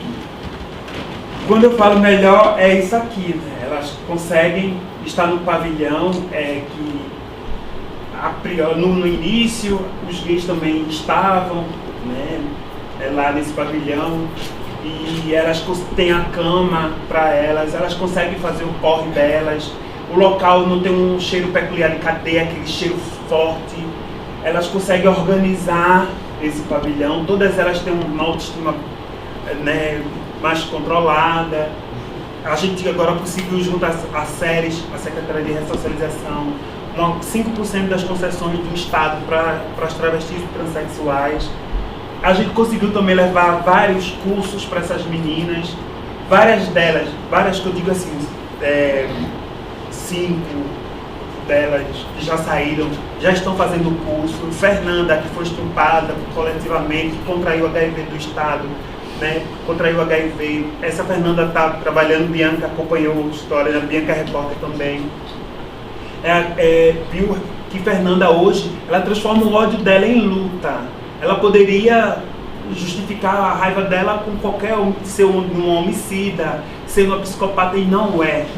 Hoje ela é uma mulher guerreira que está lutando justamente pelo local que violou, que roubou os direitos delas. Fernanda também contribuiu. Fernanda ainda estava presa quando nós conseguimos fazer esse pavilhão do PIG, que é o presídio de Igaraçu, que fica mais para o lado norte do estado. E Fernanda também agora que está ajudando a coordenar. Marrom, que à época era a chaveira, né, que a gente não é chaveira para ser extinto, só muda de nome, mas a história é a mesma. Ela que ajudava essas meninas a conseguir o curso, organizar, e esse presídio agora se tornou uma referência dentro do estado de Pernambuco, porque a gente conseguiu erradicar as práticas de tortura, tratamento desumano, cruel e degradante para essas mulheres, e elas não reincidem. O objetivo é elas não reincidirem. A gente fez uma parceria com a CAEL, onde essas meninas elas saem, ou seja, CAEL, o Ministério Público, essas meninas saem e a gente encaminha elas para o emprego. Elas estão agora saindo, estão fazendo o curso e estão conseguindo trabalhar. Isso é um resultado que a gente está tentando levar para o país. Pronto. Finalizando, a tortura é uma violação atroz da dignidade humana. Desumanizar tanto a vítima como o perpetrador. A dor é o... Desculpa, viu, gente, eu tô sem óculos, eu sou ceguinha. Pronto, aqui tá aí, gente. Eu não vou tentar ler, ela tá fazendo assim. Obrigada.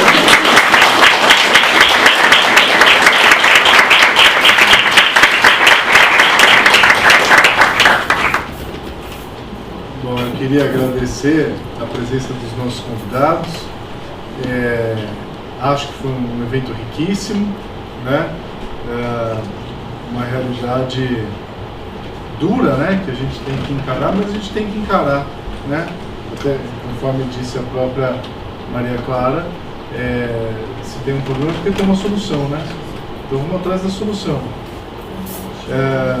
Então eu agradeço a Maria Laura, agradeço a Maria Clara, agradeço o Custódio E abro para perguntas, lamentando um pouco que o nosso tempo não é muito longo. Nós temos que ter encerrado 9h30, né? Mas acho que a gente pode encerrar um pouquinho antes para bater um papo, né? A gente trocar ideias e tal. Então, por favor, quem tem perguntas pode levantar a mão aí só para a gente organizar e vamos embora. Deixa eu agradecer também toda a equipe da IDD pelo convite. Fui bem recebida, acolhida, foi maravilhoso estar aqui em São Paulo, poder ver minhas amigas de trabalho, né? Saber que as pessoas hoje estão parando para ouvir, tentando mudar essa realidade, que para mim está sendo ainda torturante, cruel e desumana, porque eu não quero ser a única, eu quero que as outras meninas também tenham possibilidades de escolhas. Eu acho que escolher se ela quer estudar ou não, para mim isso já é muita coisa. Quando a gente não tem uma escola, elas não têm escolha. E o IDDD, muito obrigado a todo mundo. Obrigado.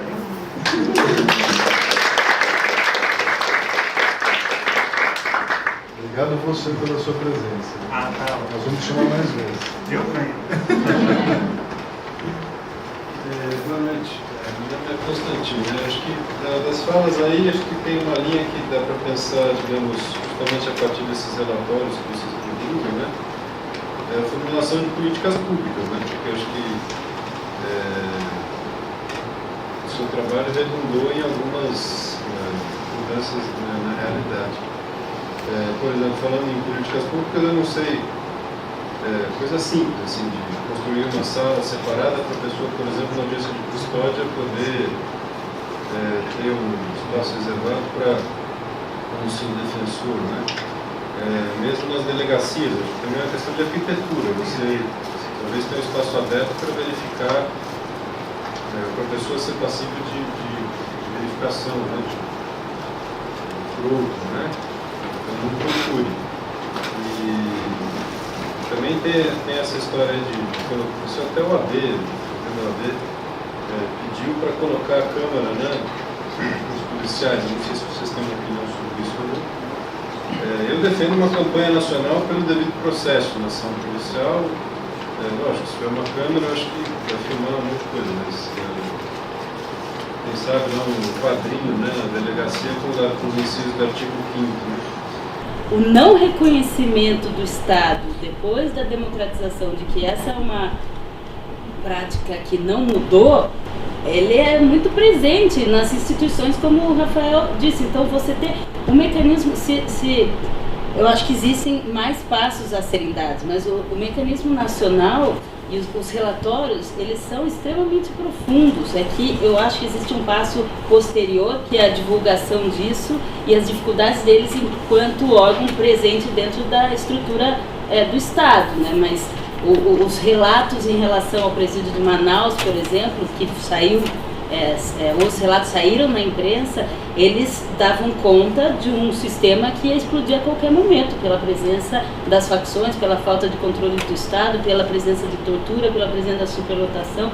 O mecanismo nacional foi para lá um ano antes das decapitações e já relataram isso, ou seja, agora que o mecanismo está estabelecido, qual é o próximo passo? Será que alguém não tem que prestar atenção no que eles estão falando? Será que a sociedade civil não precisa ajudar a movimentar isso? Política pública já está lá, a presença do mecanismo. Eu perguntaria para você qual é o passo para esse convencimento, qual que foi o que proporcionou a possibilidade da instituição de um mecanismo estadual, porque essa é um desafio do Brasil. O mecanismo nacional não dá conta de tudo. Ele, dentro da esfera prisional, ele talvez é a única esperança que a gente tem de uma prevenção, né, de estabelecimento de situações que previnam a prática de tortura. E Rio de Janeiro ele funciona bem, e ele tem suas dificuldades, mas ele tem aí uns anos já de experiência que podem ensinar para os outros. Vocês também, resultado da existência desse estabelecimento prisional específico para as mulheres trans é uma conquista, então não dá para dizer que não, né? E como que a gente faz isso acontecer nos outros estados? Essa é uma pergunta. Eu acho que você está aqui justamente para ensinar a gente, e é incrível a sua experiência, e ela é resultado de uma política, porque o seu Estado, embora tendo um sistema bastante complicado, falido, ameaçador e violador de direitos fundamentais, já deu um passo em busca de uma transformação. Acho que em relação às audiências de custódia também, Rafael, acho que a gente tem que fazer mais discussões, porque é muito complicado, né? Todas essas conclusões em relação às audiências de custódia, que devem ser a mesma coisa em outros estados brasileiros, elas podem levar a uma descrença em relação a um programa que foi instituído em razão de uma necessidade legal e da prática, né? A gente não pode, as falhas na sua implementação não podem levar a gente a discutir a necessidade ou não da audiência. É um direito fundamental, é um absurdo não ser realizado na prática. Como eu disse, quando a gente descobriu isso, imagina, na América Latina, Brasil e Cuba são os únicos países que não prevêem na sua legislação o direito de uma pessoa presa em flagrante ser levada a uma autoridade judicial imediatamente, né? Então, o programa é resultado de uma pressão, nós pedimos isso, nós queremos isso, e agora como a gente pode fazer, e ainda acho que há tempo, né?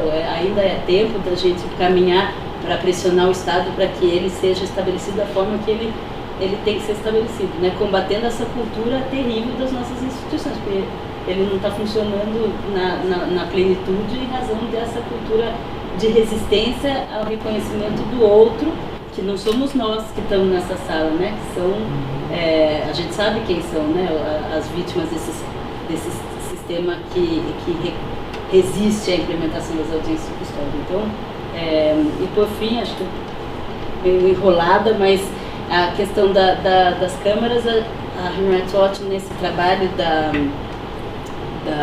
chama até o bom policial tem medo, porque a gente fez muito essa perspectiva da dinâmica dentro das corporações policiais, e ali a gente fala como recomendação que as câmaras seriam uma política positiva para a proteção do próprio policial, o policial que conduz a sua atividade dentro dos limites da legalidade, pode ser ajudado, né? Na hora do vamos ver, você sabe qual foi a conduta estabelecida. Então, mas especialmente no Rio de Janeiro, nessa situação atual de crise, é quase que você falar um absurdo você propor alguma coisa como um sistema como esse, que demanda muita regulamentação até em relação ao direito da privacidade das pessoas, né? Então ele precisa de dinheiro, ele precisa pensar profundamente esse programa, mas a gente entende que seria uma prática positiva se bem implementado, né? Porque também pode ser pior ainda que já é.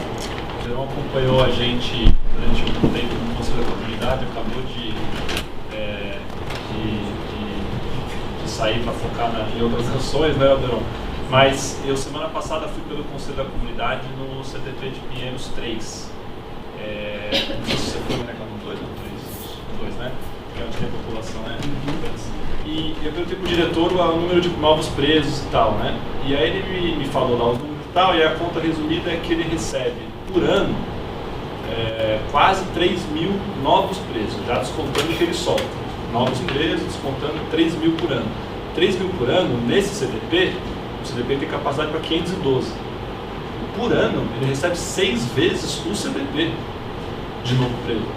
Você tem uma política pública institucionalizada, que é essa, de enfiar 6 vezes o CDP dentro da cabeça 500.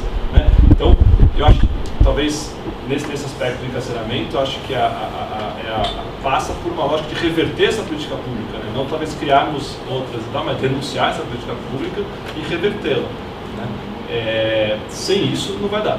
Sem isso não vai dar. E eu, aliás, eu alertei o diretor, falei assim, não vai dar certo. Ele não vai dar. Na primeira vez ele negou, não, na terceira vez ele falou, é verdade, não dá certo. Porque eu fiz a conta para ele lá na hora, ele viu que é um absurdo.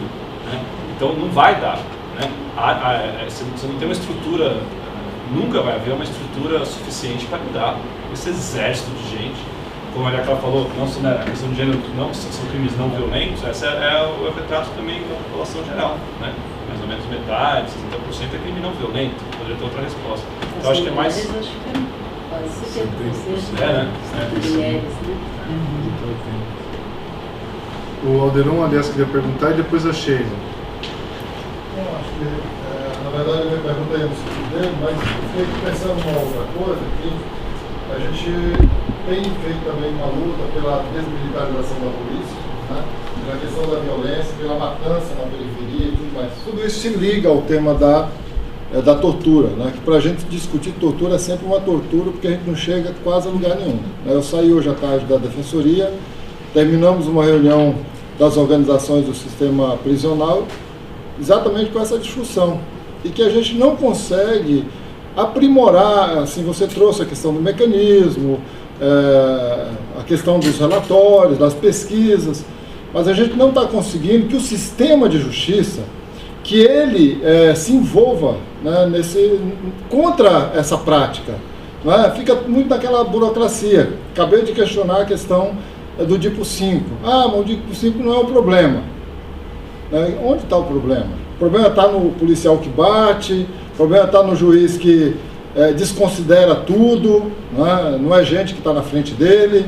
Então, eu acho que nós temos um problema gravíssimo e que a gente precisa realmente se debruçar junto com as outras questões que nós estamos enfrentando, que é o grande encarceramento, né? Super encarceramento, que a gente precisa realmente discutir ele, mudar esse sistema. Questão da violência policial, né, que ela passa desde a prisão pela delegacia, né? Quantas pessoas vão na delegacia hoje e não conseguem fazer boletim de ocorrência porque é pobre, porque é negro, porque é travesti, nem vou falar, porque, né, acho que ele nem entra na porta da delegacia, né? Então, realmente nós estamos numa situação muito complicada e que a gente tem que se juntar com outros grupos que na verdade nós temos que fazer uma luta pela mudança social mesmo.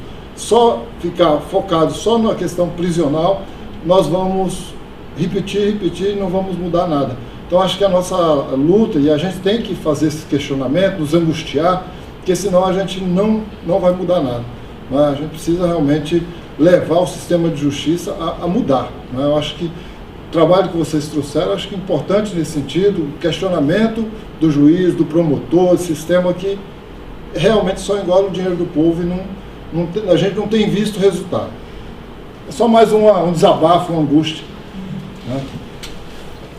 Olá, boa noite a todos e a todas. Eu sou Sheila de Carvalho, eu sou do IBCCRIM e sou do Comitê Nacional de Combate e Prevenção à Tortura. Na verdade, eu tenho duas colocações, uma mais uma reflexão, acho que é sempre interessante, e a outra é uma questão. Então, a primeira é a questão do mecanismo, né? Aqui em São Paulo é sempre importante ressaltar que ainda não existe um mecanismo de combate e prevenção à tortura, sendo que é a maior população carcerária do Brasil, né? Se a gente for pensar em termos dimensionais, o que significa a população carcerária em São Paulo e o que significa a gente ainda não ter um sistema estadual de combate à tortura por pura falta de vontade política, uma vontade política sempre muito destinada ao encarceramento, é bem assustador. Então, gostaria sempre de solicitar o apoio de vocês, né, no engajamento nessa pauta. A gente está nesse momento de construção, tem um projeto de lei em andamento na Alesp que pretende que seja criado o mecanismo, o comitê, o mecanismo aqui em São Paulo também. Acho que é sempre importante a gente se juntar para esse tipo de enfrentamento. A minha segunda colocação é uma questão destinada a Maria Clara e uma questão sincera, assim, e já peço perdão se ela refletiu algum certo desconhecimento, mas sempre que a gente vai discutir a questão das pessoas transgêneras no cárcere, a gente sempre se embate em alguns duelos, assim. Eu gostaria de indagar qual que você acha que é o melhor caminho. Primeiro, se essa pessoa ela tem que estar... não tem que estar, mas assim, a sua privação de liberdade, ela deve ser numa unidade masculina ou numa unidade feminina? Como fica esse momento de como ela será privada da sua liberdade, se há algum tipo de escolha nisso, enfim.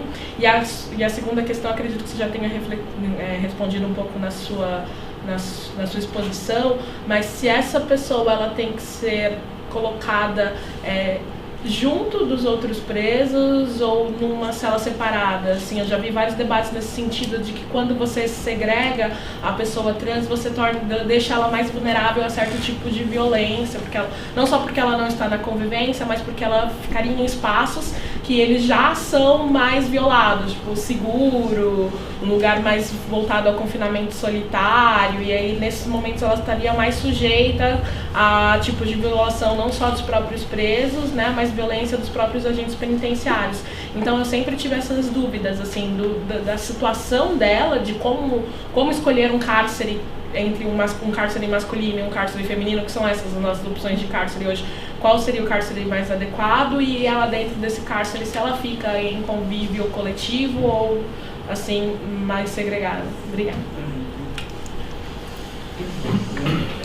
Um problema maior é a questão do mecanismo, porque o mecanismo ele é mecanismo estadual de prevenção e combate à tortura.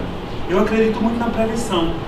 Quando eu apresento esses dados também para o companheiro, que o país é dividido em teorias e práticas.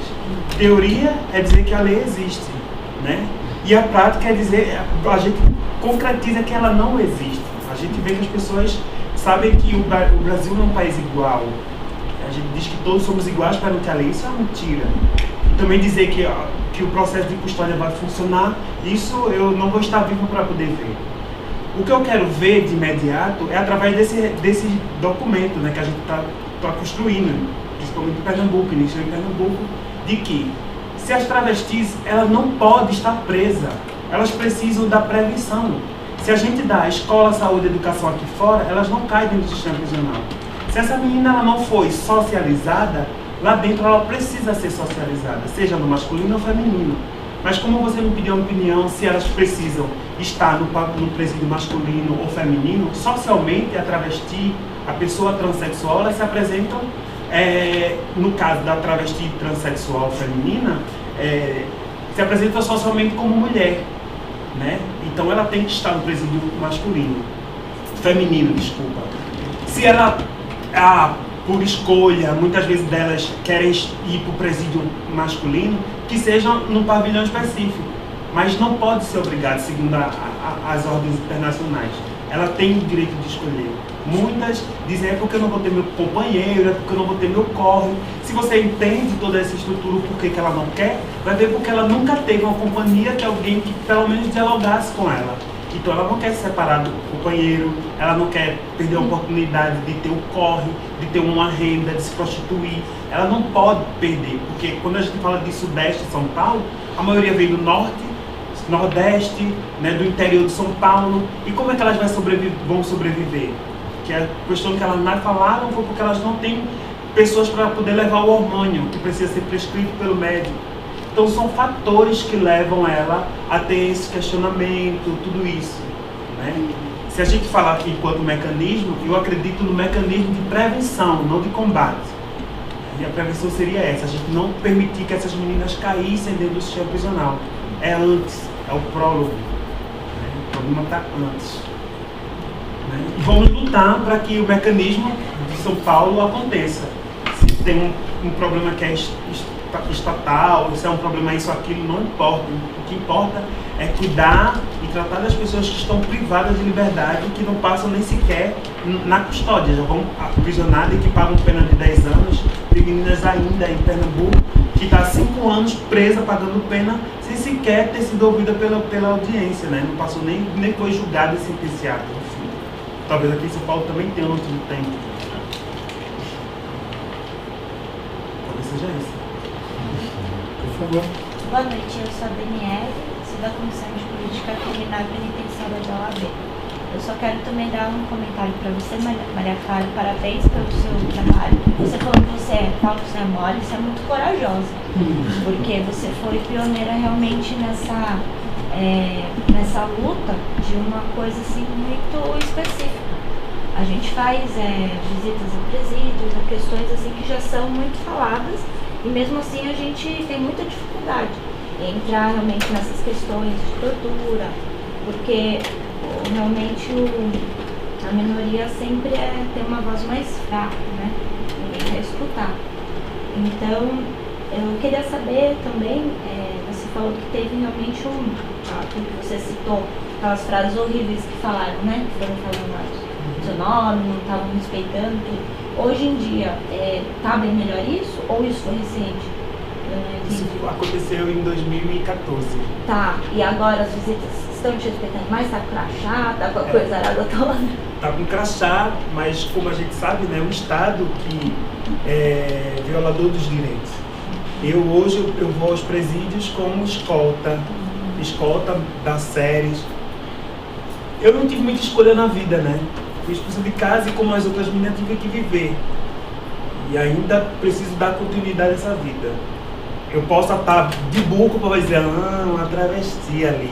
Vão me perseguir de todo jeito. Então eu prefiro lutar, mesmo sabendo que eu ouvi um grito, eu vou correr, mas eu digo, não é uma escolha, é a minha sobrevivência. Poder falar hoje, até com a minha morte, como de várias outras pessoas, vai ter um efeito. Porque hoje eu posso me considerar uma travesti idosa. Porque na minha época que eu cheguei na rua, as travestis viviam até 25 anos, eu estou com 38. Né? Hoje eu consigo ver mulheres com 60 anos. Então, se elas conseguirem chegar aos 60, eu vou lutando até chegar aos 60, mas falando. E melhorando a situação de meninas que lá em Pernambuco estão com 14 anos, mas essas meninas agora têm possibilidade de estar na escola, graças não a mim, a outras que vieram antes de mim, elas já estão indo para a escola, tem um acompanhamento do Estado, tem acompanhamento da sociedade civil, então isso é resultado, resposta, né? Como eu estava falando com o Gil, com Bianca, são pessoas que trabalham na mídia e não a mídia distorcida. É uma mídia que fala que direitos humanos é para direitos humanos. O que a gente também tem que estar preocupado e preocupada é com essa mídia que distorce, que diz que direitos humanos é para bandido. Lá em Pernambuco tem um programa de televisão que quando pegam uma travesti, colocam ela distorcendo tudo, né? Faz ela de chacota, diz, ela estava roubando mesmo, ela é isso. Aí que chega os direitos humanos, cadê os direitos humanos para quem foi roubado, sabe? Então é essa preocupação que a gente está agora conseguindo mostrar, para além da minha transexualidade, para além da minha questão racial. E assim, quando a gente fala de São Paulo, eu não consigo imaginar, porque eu passo pela rua, é tudo muito grande, é tudo muito... E aí vocês têm que estar atentos a esses focos, né? Principalmente da mídia distorcida. Eu queria só complementar uma coisa que acho que a Maria Clara, conhecendo a história da Maria Clara, no documentário que a gente fez, Caminhos da Reportagem para a TV Brasil, ela contou o desfecho dessa ameaça que ela recebeu lá do funcionário, que não ficou só um bate-boca durante a visita e nem durante as escoltas que ela tem que se submeter para voltar ao trabalho. Ela teve que mudar de endereço. Quando eu a encontrei, ela estava no endereço. Depois, 6 meses depois, a gente se encontrou em Recife de novo. Ela estava em outro endereço. Queria que você contasse um pouquinho mais como é que está essa situação. Se você ainda está tendo que ficar mudando de endereço e as ameaças que ele fez para você fora do presídio, né? Que você ficou tão com medo de perder a vida ali, depois daquele enfrentamento com ele, né? Um enfrentamento que podia ser uma coisa tão só por parte dele ignorante, mas que você realmente temeu, né, a sua vida. E queria saber se você ainda está fugindo dele, se o Estado ainda está te providenciando mudança de endereço, casas e tudo mais diferente. Bom, para eu poder vir para cá, eu tive que colocar o meu mandato do mecanismo em risco, porque o mecanismo com a secretaria não permite mais que eu esteja nos espaços falando, né? Ou seja, nós temos, junto à secretaria, junto à SPT, que está nesses espaços falando do trabalho do mecanismo, fortalecendo os mecanismos do comitê pelo Brasil. E quando Bianca fala essa situação, é que eu tive que sair do meu apartamento, né? Porque quando o agente penitenciário ele me agrediu dentro do sistema prisional, ele mandou mensagem para o meu Facebook que ele era de grupo de extermínio, que ele não cometia o crime, ele tirava pessoas de dentro do sistema prisional para cometer o delito para ele facilitava lá dentro. Ele estrupava mulheres de presos, ele passou por todo o sistema prisional de Pernambuco. E ele disse bem claro para o secretário, eu fiz e faço, e não foi exonerado do cargo. Ele só foi afastado. Pelo contrário, ele foi promovido, ele saiu dentro do sistema prisional para o ar-condicionado. Hoje ele está no processo administrativo, mas comete os mesmos delitos. Eu estava conversando esses dias com um agente, justamente que nos acompanha nas visitas, dizendo que não consegue mais trabalhar ao lado desse funcionário, desse indivíduo. Porque ele é agressor e o Estado sabe disso e não exonera, não afasta ele, por uma questão política partidária. E assim, eu tive que sair do meu apartamento. Quando Bianca foi, eu estava já em outro apartamento. Saí desse outro apartamento, voltei para a casa da minha mãe. Começaram carros passarem na minha rua, eu pedi para que a polícia fosse mais presente na rua da casa da minha mãe, porque eu não temia mais a minha vida, temia a vida da minha família, que alguém entrasse, fizesse alguma coisa com a minha mãe, com meus irmãos. Saí de lá e estou em outro lugar, porque o Estado não me garante proteção, né?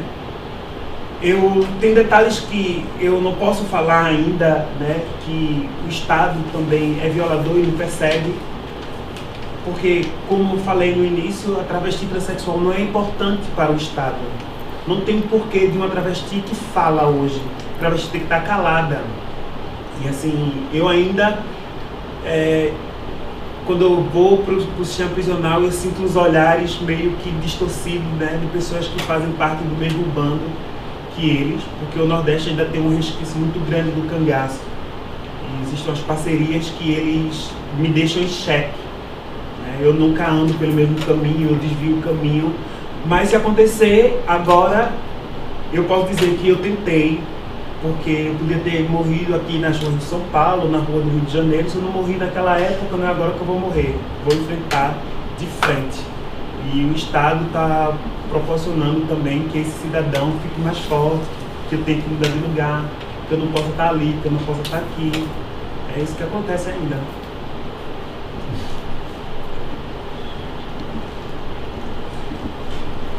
Só para complementar, esse é um estado cujo sistema penitenciário está na Comissão Interamericana para ir para a corte. Já há uns 5 anos que as entidades tentam levar esse caso e todo mundo fala, é o sistema mais superlotado, é provavelmente o mais violador, é extremamente controlado por esses grupos.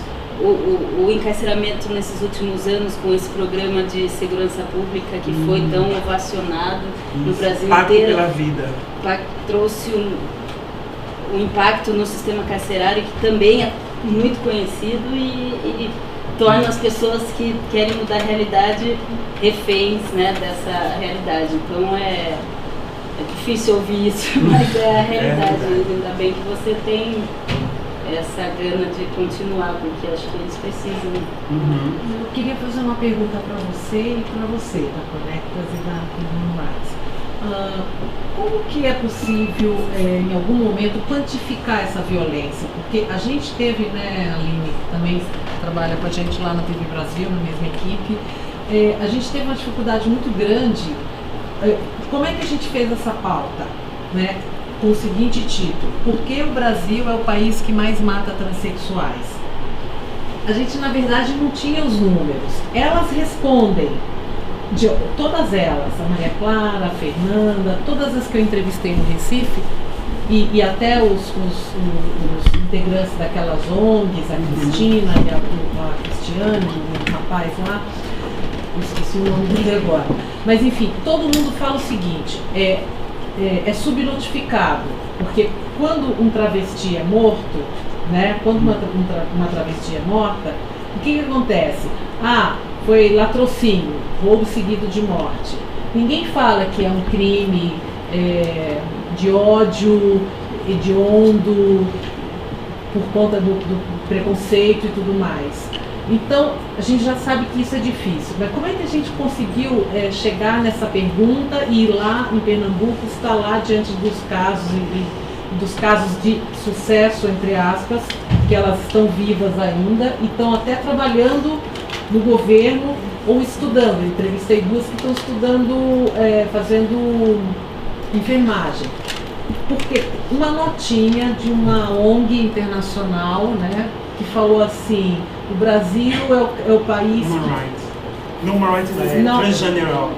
Isso, Transgender Europe, exatamente. Agora, não tinha os números, né? Quer dizer, como é que vocês... será que se a gente não tivesse um número, será que segundo passo não seria ir atrás dessa quantificação, porque as pessoas, assim, o outro lado, digamos, os opositores devem estar falando, isso é coisa da militância, que fica falando. Então, assim, eu não sei se de repente a gente tivesse esses números, não seria mais fácil obter mais ações públicas. Não sei o que vocês acham disso, como é que isso vai para vocês? Eu não acredito que eu seja a melhor pessoa para respondê-la. A falta de números é justamente consequência da invisibilização histórica dessa população, a falta da qualificação de um crime como tal. Também esse é um grande pleito, né, da sociedade civil, que seja qualificado o crime da homofobia, ou pelo menos qualificado o homicídio contra a população LGBT. A falta de dados representa a invisibilização. Existe toda essa... A gente já tentou ir atrás disso mesmo, e o que a gente ouve é que mesmo na investigação policial, a investigação policial é quase que inviabilizada em razão do próprio preconceito da própria corporação. Né? O crime nunca é, como se um crime não parte de um pré-conceito da transfobia ou da homofobia, ele parte ele vai ser necessariamente desqualificado como um crime passional, um crime resultado de do tráfico.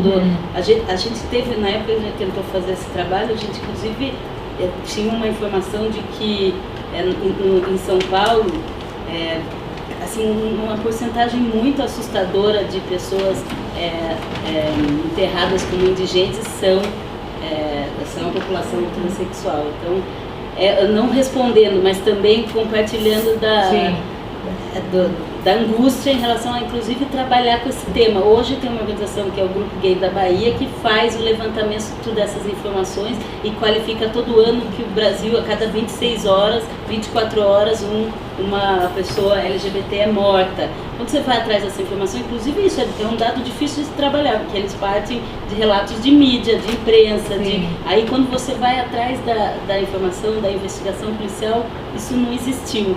Então, eu acho que essas representações como Maria Clara e tantas outras que vocês entrevistaram estão ajudando a deixar essa realidade mais visível, mas realmente, provavelmente, é a população mais invisibilizada. Existem vários grupos, o próprio Grupo Gay da Bahia lembra que numa época das últimas eleições, eu acho que foi um pleito que todo mundo falava a cada 24 horas, mas mesmo assim, mesmo isso não trouxe um embate político, mas não trouxe nenhuma mudança prática, né, que fez até a Marina mudar de opinião. Foi uma discussão importante naquela época, mas depois todo mundo esqueceu de novo.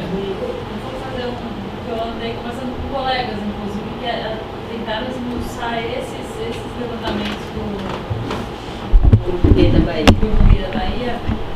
E daí eles vão atrás de caso por caso para ver da onde eles tiraram aquele número. E de fato, a fonte é reportagem de jornal, e daí você vai achar a reportagem mal feita, o registro do caso foi mal feito. Você não tem como reconstituir a história toda e dizer, não, isso aqui foi puramente um caso de homofobia, né? Então teve latrocínio envolvido. Como é que você também separa uma coisa da outra? Se teve latrocínio, o cara não foi, né?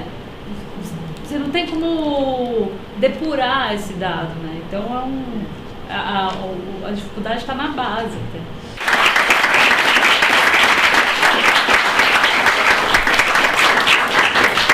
Agradeço a presença de todos e aguardamos o próximo bate-papo. Obrigado.